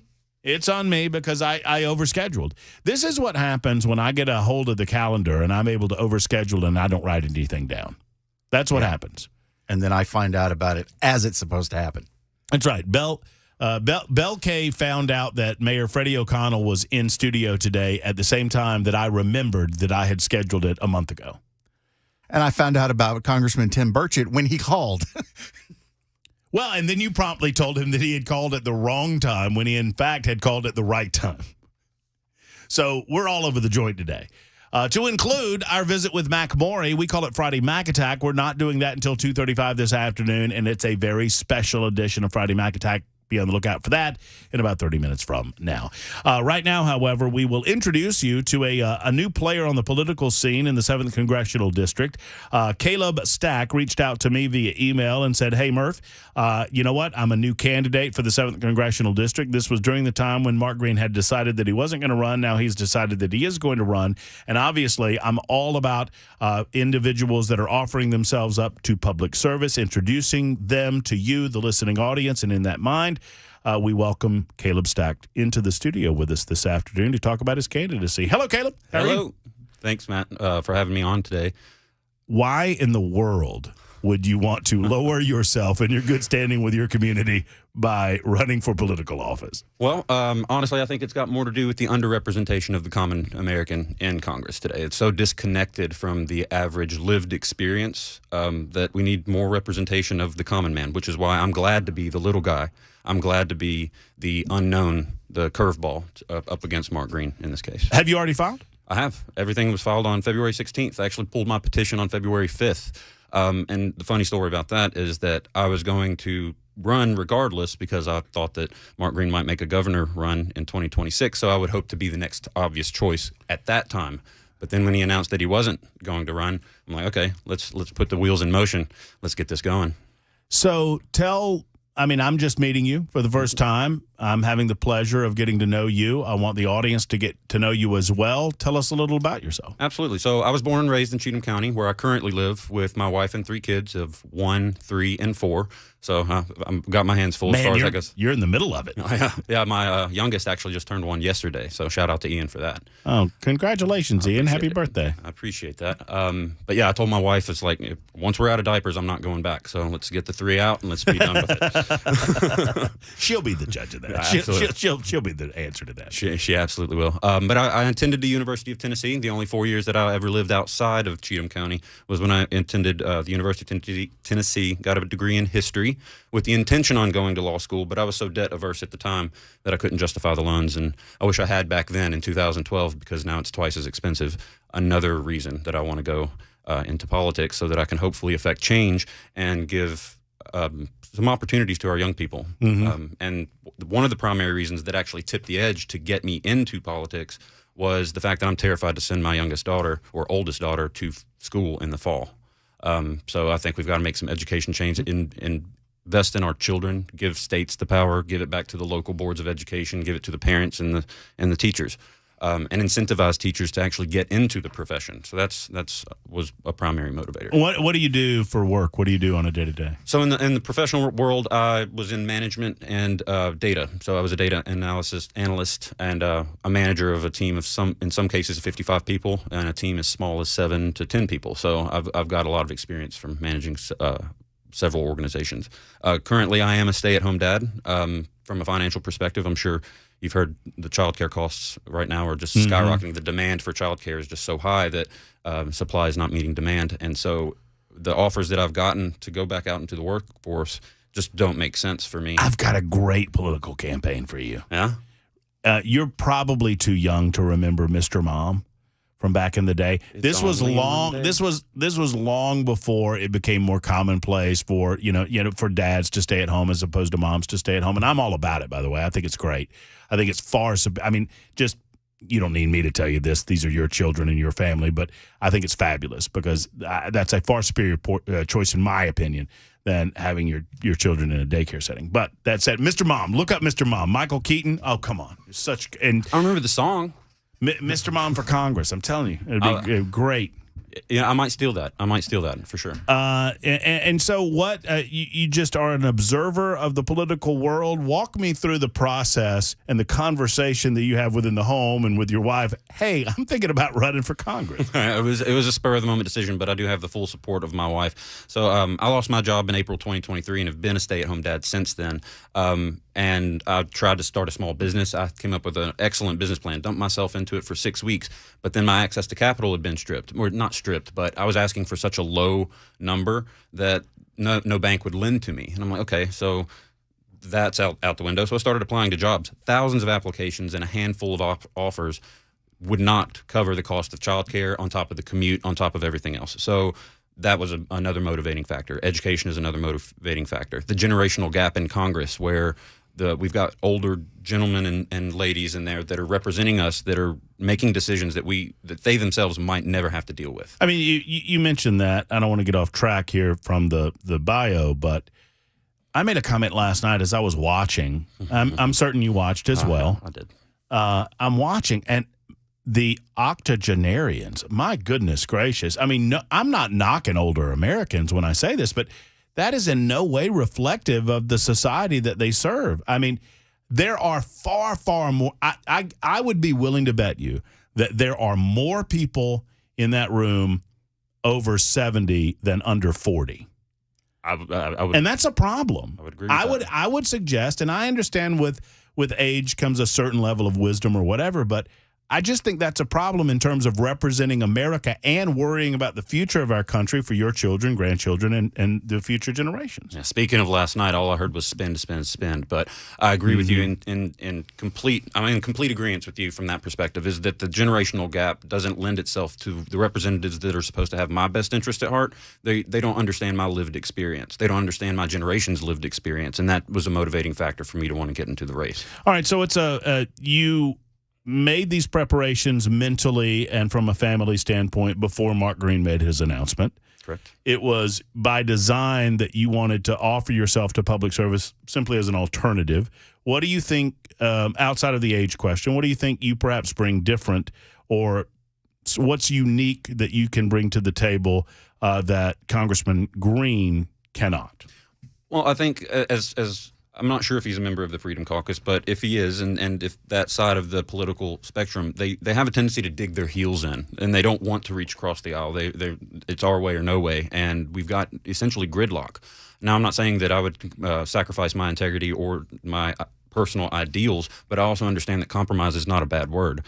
And to be able to, my mediation training allows me to empathize with multiple points of view. So to be able to reach across the aisle and say, I know you're not going to get everything that you want, but neither am I. So let's talk, let's deal, let's figure out what the best situation is, and stop spending millions of dollars and countless hours of investigation time trying to catch the other side in a gotcha moment. Let's actually look at doing something that's going to affect the American people, specifically like with healthcare, infrastructure. I mean, what was it, a $1.2 trillion infrastructure bill? And what do we have to show for it? I mean, but do you think there's a way to compromise with Democrats nowadays? I mean, maybe there is. I think there is a way, but we have to stay grounded in our conservative ideals and understand that we're arguing from the holding on to the reins. If you let a progressive go off, they're going to go off the rails. Arguably they have.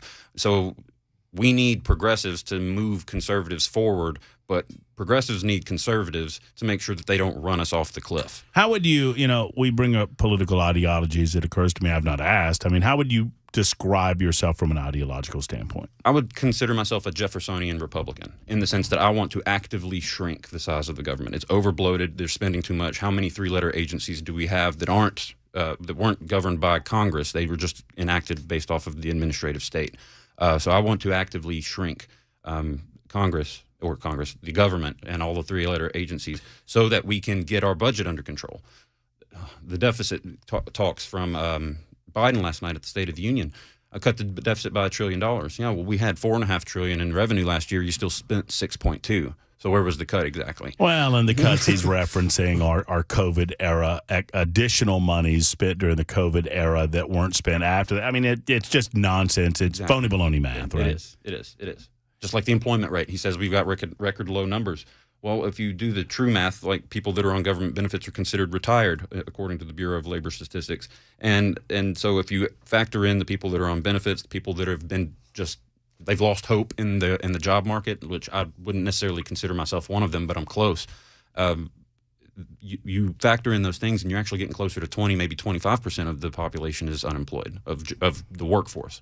And so we've got to do something to change that. And then when Biden comes on and says, "Oh, we're going to build chip factories, and it's going to be $100,000 a year job, and you don't have to have a college diploma," well, you just smacked an entire generation in the face. Because all I was told growing up from my mom, my teachers, my principals, everybody, go to college. You need a bachelor's degree. It's going to be the best thing that you ever did. And now my generation, anyway, we've experienced multiple recessions or economic disasters, catastrophes, in 2008 and then COVID, and the bar keeps getting set farther and farther back for us. Well, and I would say this too, Caleb, that embedded in that insinuation is the idea that if you don't go to college, you've somehow failed. And that is, it's one of the biggest lies told to, I would say my generation and future generations, that you have to go to college or otherwise somehow you have failed in some way, when there are trade opportunities, there are many different types of job opportunities out there for apprenticeships and whatnot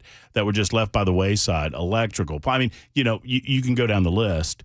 And for us, we were told if you don't go to school and get a 4-year degree, and many people went to school, got a 4-year degree in English or art. No offense to the history majors out there. I was a theater English major, right? Mm-hmm. If I did not have radio to fall back on, I would be working at a Starbucks somewhere, right? So I get it. I understand exactly where you're coming from. And that's exactly right. I wish that's one of my biggest regrets. I wish I would have learned something even at the beginner stage, even if I was still a beginner, for something to fall back on, so that I would know how to do something with my hands, whether that's being a mechanic or whether it's a carpenter or plumbing or electrical, something. But we've downgraded that to, in some ideological sense, to where it's less than for whatever reason, and I don't agree with that at all. So I think we need to bring vocational teachings back into the high school. Allow kids to have some financial literacy, which is also crazy to me. Through friends, I've learned that the COVID crisis, from an educational perspective, has 5th, 7th, 9th graders not even able to read at a 3rd grade level. They don't understand basic arithmetic. So I think that from an education perspective, we've got to put some accountability on the parents and the students, in the sense that the students are learning that if they just show up, they're going to pass. So, as you run for the 7th Congressional District, it's been my experience in the years that I've done this, that to defeat an incumbent, you have to tell the district in which you wish to serve why they are failing them in some form or fashion. And I think you kind of touched on it a little bit, but do you think Mark Green is a part of the overall spending problem that you addressed earlier? And how would you tackle this issue? Would you be more of a hard line when it comes to not voting on some of these omnibus? I mean, they just voted on this minibus package that was almost $500 billion. And I mean, it's a complex issue, don't get me wrong, but Speaker Mike Johnson comes out and says, and touts it as a great success and moving the ball forward. Well, I mean, I get it's a big problem and it's not going to be solved overnight, but do you think going along with some of these spending packages, would that be a part of the message that you would send to the 7th District, that you need to stop that? Yes, to a certain extent. I mean, we need to keep the government running. We need to keep our livelihoods afloat.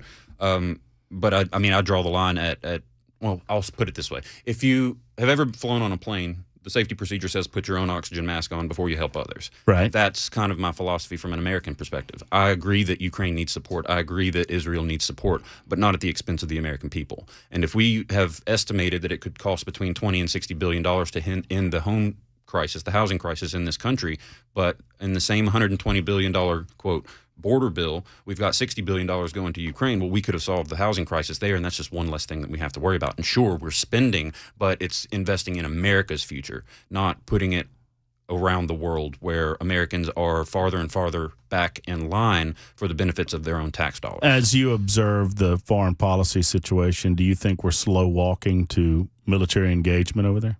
I think we are, yes. Yeah, I think it's almost inevitable, but it's more because of the handling from this administration. Are you against that? Well, I mean, boots on the ground. I am against boots on the ground, the way that we are doing it. But if you're going to, my foreign policy goes back to Teddy Roosevelt.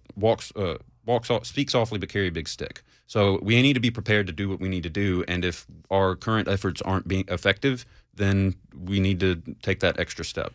What is in the minute or two that we have left? What's the main takeaway as you introduce yourself to the audience? We'll have many of these conversations moving forward because I believe in people like you, Caleb, offering yourself to public service. That's what it's supposed to be about. It's not supposed to be about career politicians. I'm not casting aspersions at Green or anyone else when I say that. It is what it is. And so I want to encourage people like you, not discourage people like you. You know the uphill battle that you're facing. You understand the amount of money that's going to be spent in this campaign. How do people find out more about you, and what's the main takeaway you want folks to take from this introduction? Okay, so to find out more about me, you can go to my website at stacktn.com. So that would be the best place to learn about my issues and my platform in general. And take away from this that I intend on running a clean campaign. I will never accept a donation from an organization that would be holding me to anyone other than the Tennessee 7th Congressional District. And even on that line, I have a hard time asking hardworking families to donate anything to my campaign. So the takeaway is to open your minds, open your hearts, and have a listen and reach out so that I can converse with you and have that conversation with you, and hopefully let's make a change on the national scale. You got some good walking shoes over there? Yeah. Get some walking shoes and knock on some doors, brother. 14 counties across the 7th District, and I've been to every single one of them so far, and heck, I've got my family has some property out in Decatur County where we go by the Tennessee River and go trailing and fishing and all that good stuff. So I've got some experience in this area, and I hope that I can connect with the people on a visceral level. How many? You said you had a 1-year-old. So what does that mean? Forgive me for not knowing, but what are we? 2 more years for diapers? Right? Something like that? Yeah, depends on how fast he potty trains. Well, work on that while you're working on your congressional campaign. Yeah, I appreciate it. Well, Caleb, thank you, and best of luck to you. Come by and see us as the campaign moves forward, and we'll have you on back again. I can't wait. There's Caleb Stack. He's running for the 7th Congressional District. We enjoyed that conversation. I hope you did as well. 2:23. We'll get to your calls momentarily on Super Talk. Excellent. How'd I do?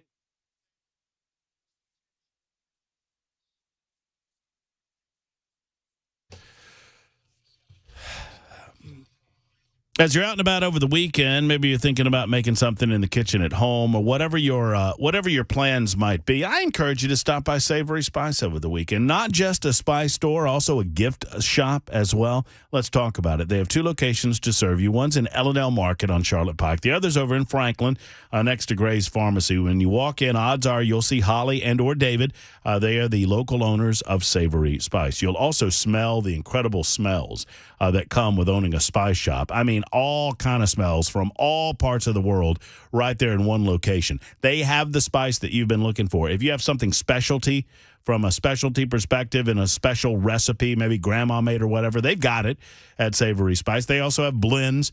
So if you don't know your way around the kitchen, you can go buy special blends that they have pre-made for you, so you don't have to worry about adding spices to the dish. They even tell you what you need to buy at the grocery store in order to make the dish itself. Savory Spice has a tremendous amount of gift options as well. So if you're looking for a gift, especially a gift for the cook in your life, go to Savory Spice. You'll be happy you did. I always say that you up your food game by upping your spice game. You up your spice game at Savory Spice. It's true. 2 locations to serve you. Once again, locally owned, Holly David, Savory Spice in Franklin, in Nashville. Stop by and say hello today.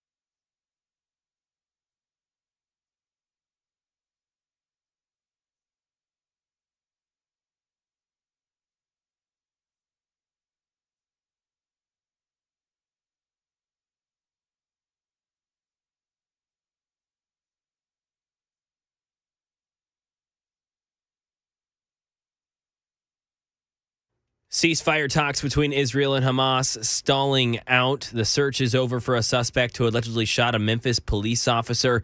And we've got some former President Donald Trump news concerning his sexual battery and defamation case. All at 2:30. Super Talk, 99.7 WTN. Thank you much, Mr. Morey. Also coming up right after the news at 2:30. Yeah. I'm very excited about Friday Mac Attack. Woo! Let's go ahead and preview the subject matter. Absolutely. Friday Mac Attack today. We do a draft every week. Yeah, there it is. There's a draft sounder. What will we be drafting this week, Mr. Morey? So the Oscars are this Sunday, so I try to be topical. I thought we could draft the overall best movies in our mind that have won Best Picture all time. So we'll go through the Best Picture list all time. We'll be drafting from that list of those best movies. The best pictures of all time of those pictures that have won Best Picture in the Academy Awards. That's it. Everybody with us? Not that hard. Come on. Everybody with us? Belle, if you want the one about the woman that takes the fish creature and puts him in her bathtub, I promise you can have it from my perspective. The Shape of Water. Is that what it is? That's it, yes. The Shape of Water. Have you seen it? Yes. Was it great? It's actually very, very good, but it's just a redo of The Creature from the Black Lagoon. And it won Best Picture. I've kind of slid off the cracker a little bit over the last 10 or 15 years, I will admit it. Anyway, that's coming up in just a couple of minutes. Let's run through a few of your questions, comments, thoughts, queries, whatnot. Brian is next in Thompson Station. Brian, you're up. What's going on, friend? Well, I don't think that Schultz guy should be getting prosecuted for selling national secrets. Apparently, the only thing he did wrong is he didn't go through the Biden family or the Clinton Foundation. Because they got away with it. I mean, I'm sick of this dual standard here, man. You know, every time these politicians or these well-to-do people do something wrong, it gets swept under the rug. I mean, you can even go up and stub your nose at Congress. But if it's one of us, oh, Lord, it's under the jail.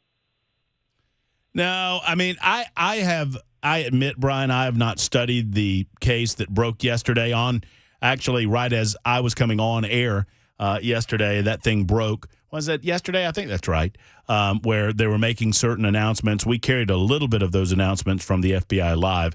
I've not studied up on the case enough to comment on it, but you are right. There are two levels of justice in the United States of America. Those that have the right last names or the right amount of money or the right connections get one level, and the rest of us get another level. Matt, we'll get to you. Betty, we'll get to you as time allows. Right now, it's time for news. It's 2:31 on Super Talk 99.7 WTN.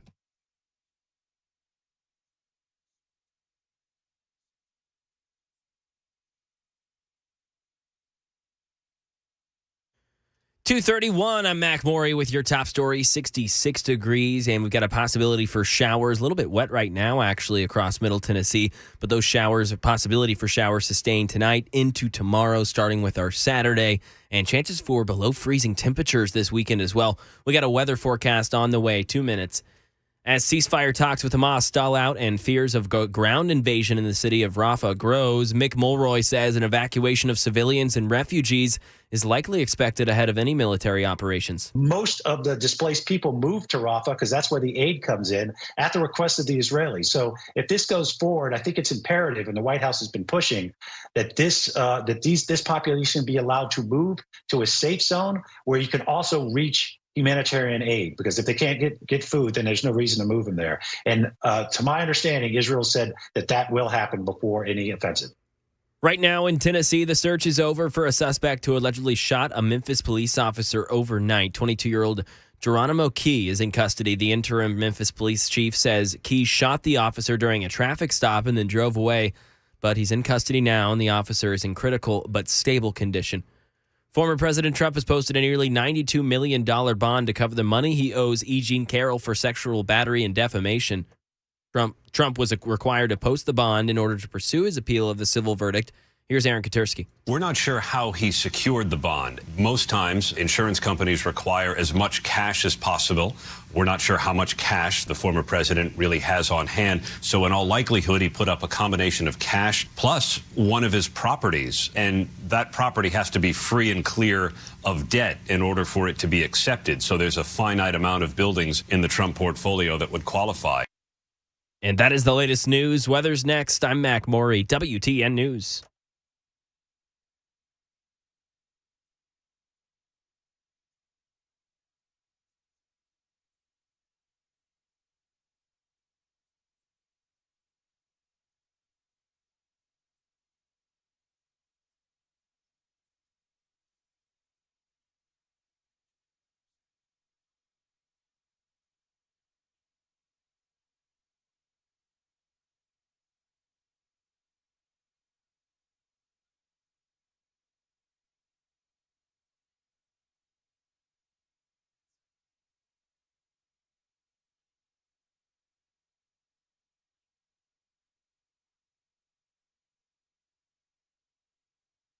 The Dr. Gill Center for Back, Neck, and Chronic Pain Relief is located in Franklin. Anywhere within the sound of my voice, it is worth your time. It's worth the effort if you're in pain to contact the Dr. Gill Center, to sit down with one of their qualified chiropractic specialists and to talk to them about how they can alleviate that pain without the need for pills, without the need for needles, and certainly without the need for surgery. Let's discuss. There was a time when it was strictly chiropractic, right? It was spinal related, bone related. Now they do so much more than that. With their spinal decompression, obviously they continue to help alleviate some of the pain that exists in your spine, in your joints, but it's also more about soft tissue nowadays with red light therapy, their Class 5 laser system, all designed to pinpoint inflammation in the body, eliminate that inflammation, eliminate the swelling, eliminate the pain associated with the healing process.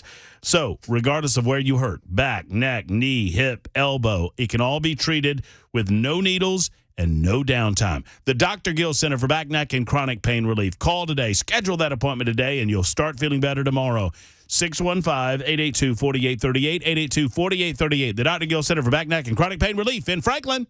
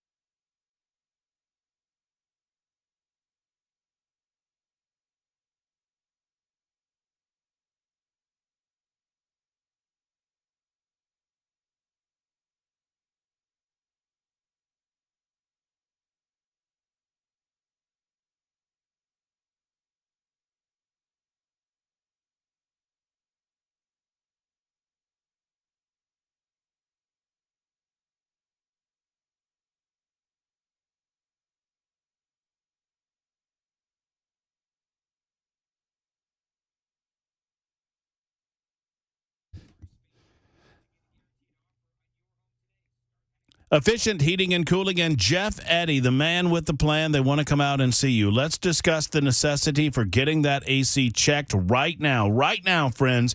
I know you don't want to spend the money. You want to pretend like it's not going to matter. You want to pretend like you're going to get maximum life from your AC, even if you don't pay any attention to it. It's not so, friends. And many people just like you have tried to whistle past that graveyard, and they only get burned. Friends, Jeff Eddy wants to get out to your home. He wants to look at that AC. He wants to maintenance. He wants to make sure that everything's running as right as it should. Identify those issues that might exist, but mostly just make sure that you've got maintenance-free and problem-free performance throughout the spring into the summer as long as you use that unit. That's what it's all about. Now, when the time comes, they're a diamond contractor with Mitsubishi Electric. They're an Elite Pro partner with Rheem. They can help find the right unit for you, but they want to elongate that life of your unit for as long as possible, and it starts with the $125 maintenance call, no matter how many units you have. 3, 4, 5, doesn't matter. You'll never be charged over $125. Oftentimes, that's a lot less than that. Call today, 615-784-4424, 784-4424 for Efficient.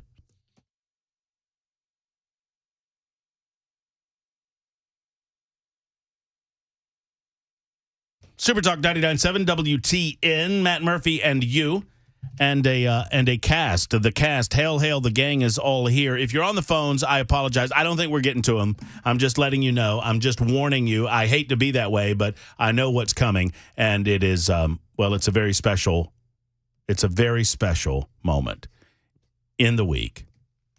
I'm waiting on Bell. I just want to make sure, you know what I'm saying? You know what I'm doing. You want it to be tight. I want it to be nice. And I want to be, and then Bell's, he's all over the place. I don't know what he's doing. One way or the other, there we go. A whole segment of Cougar Chow. Cougar Chow. It's the Friday Mac Attack on the Mac Murphy Show. I mean, just because, you're on this thing where you're wearing Kansas City gear. This is you and Chris Hand. Yeah, we forgot to cover it today, so I'm glad you're bringing it up. And so you're on day what? This is 19. Day 19. You're allowed to wash them, right? Yeah. Come on, this is clean. I was just asking. This is clean. You're allowed to. Yeah, this is small, though. Too small for me. I very rarely wear this. Why, it's a little snug? Yeah, this is from our first Super Bowl a few years ago. I was still in college. Day 19. How many more days do you think? You'll make it over a month. Yep. Easily over a month. Good for you. Thank you. We call him Cougar Chow. His name is Mac Morey. He normally does the news once a week. We have him in for Friday Mac Attack. Oh, yeah. We have a great time.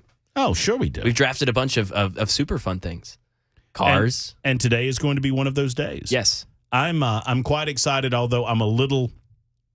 Today's draft subject is a little overwhelming. It is. It's a little overwhelming. It is. Belle, do you feel the same way? A lot of choices. A lot of selections. Tell Good everyone. choices. So every week we draft a particular subject.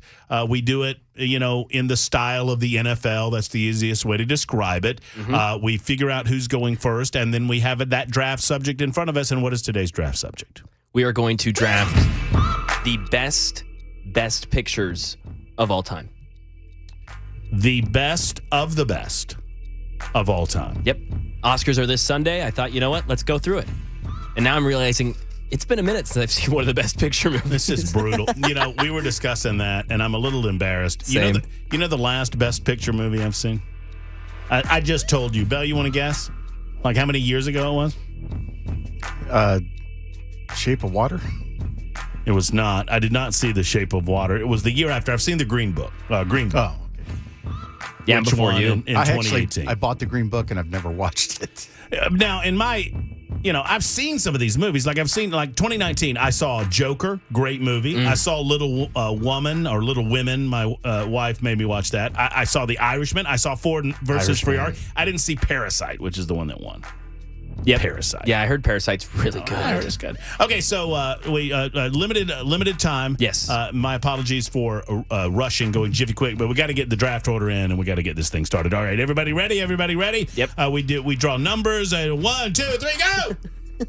Yeah! Dang it! No, I don't know what I'm gonna do. I know this is a tough draft to have the number one. Oh no! All right, you guys figure out the number 2. All right, Belle, guess. I'm number 1, by the way. You want me to guess or you want to guess?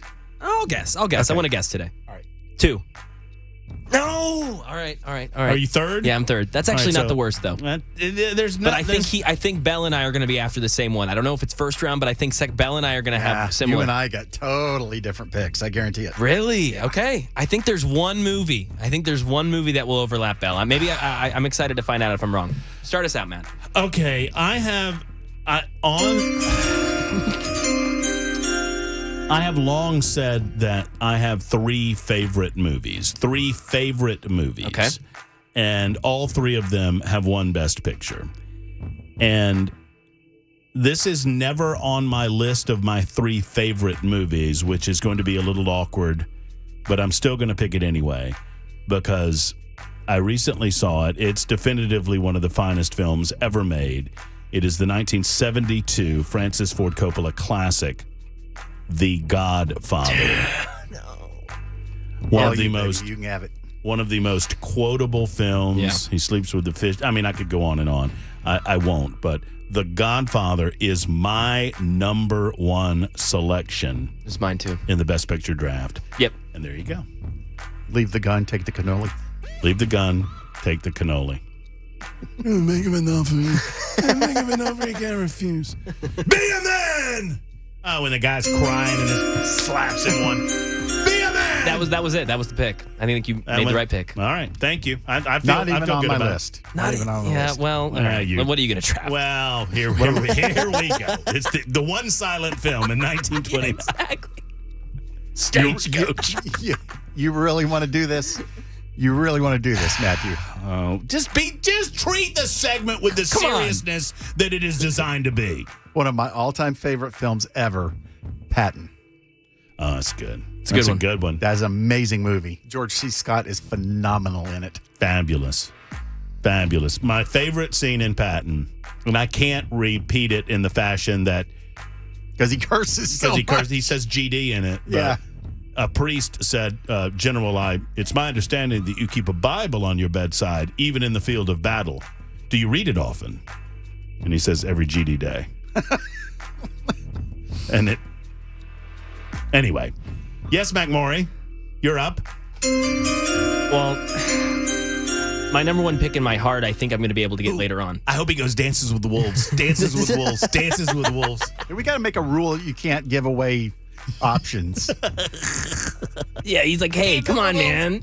I'm going to go.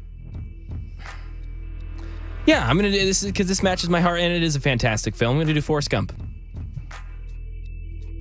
You seem upset with the pick. That's fine. Very quotable movie. Jenny was a complete piece of trash. Jenny was trash. Jenny was trash.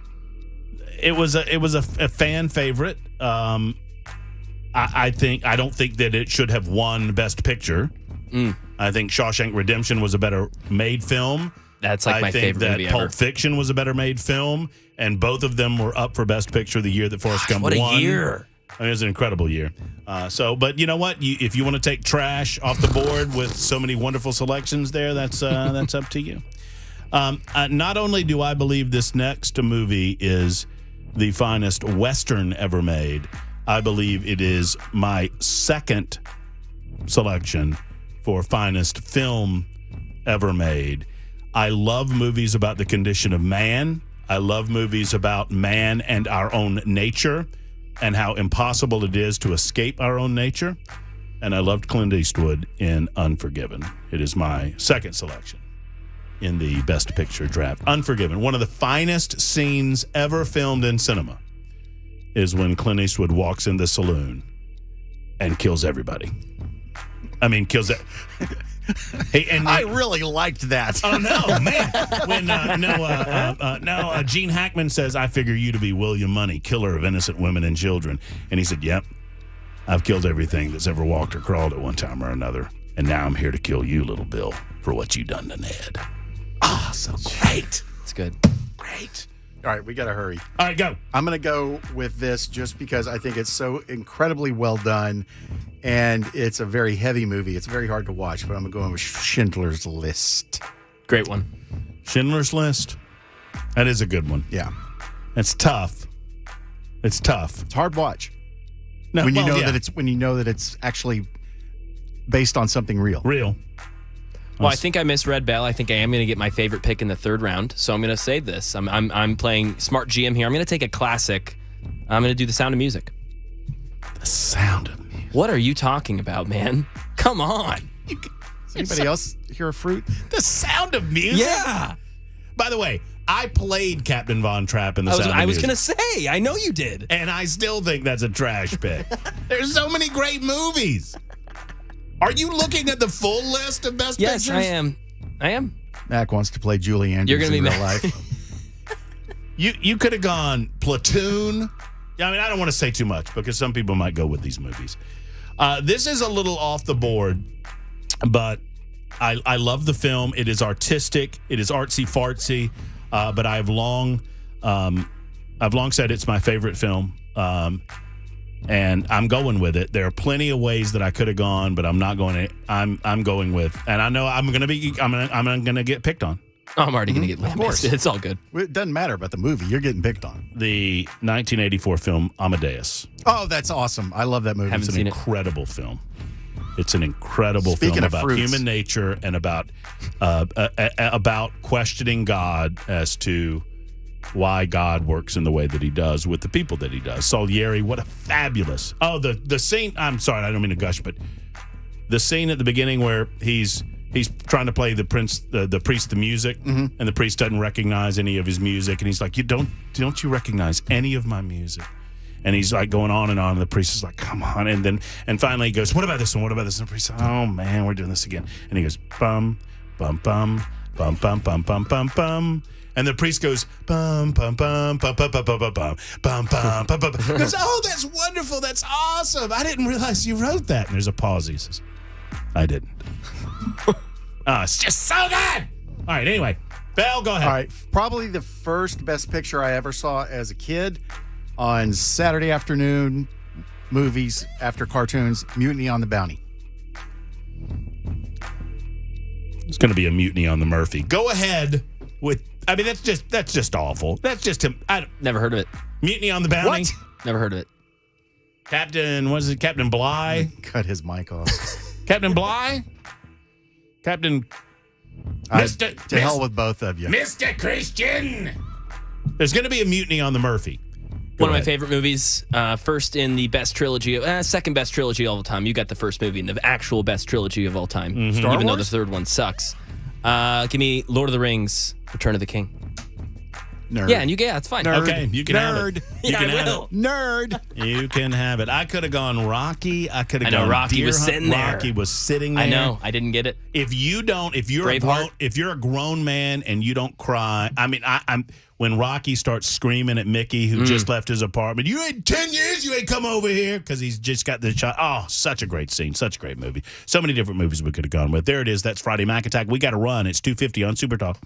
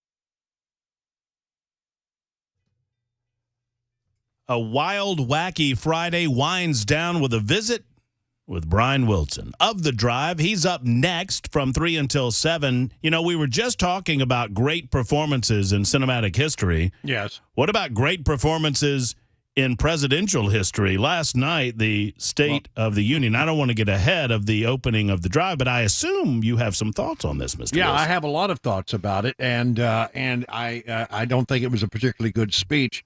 I have a story here. It's in the Federalist, which I'm going to start out with. 30 things that Joe Biden said last night that are demonstrably untrue. And that's where I'm going to start, and it goes downhill for there. It was a bad speech. He looked like an angry old man, and he didn't really talk about the things that he's going to do. He set no vision. Somebody summed it up saying, if you were to sum up his speech in one sentence, it would be like, how can you people not understand how great I am? Yep, I mean that's right, and said in a very angry and frustrated tone. With I think it was Molly Hemingway who wrote last night on social media, "Angry Squinty." That was her 2-word description of the event. He still reminds me of that Muppets character, one of the old men up in the balcony, shouting always shouting at whatever's going on. Yeah, that's what he reminds me of. Well, I mean, it was obviously a campaign event, and sadly, that's what some want it to be, I guess. And I hated anything else going on in The Drive this afternoon, Brian Wilson. We got all kinds of stuff. We're going to go to the border 2024, and, of course, 2 versions, not one, but 2 versions of Phone Your Farm Friday. And just let me say again, thank you for filling in yesterday. Greatly appreciate it. Absolutely my pleasure. Glad to have you back. It's Brian Wilson. It's The Drive from 3 until 7. He's getting you back to your weekend in proper fashion. Have a wonderful weekend, folks. Hug your loved ones. Do the things that you enjoy doing with your loved ones, and we'll be back at about high noon on Monday. Until then, wonderful weekend. So long, folks.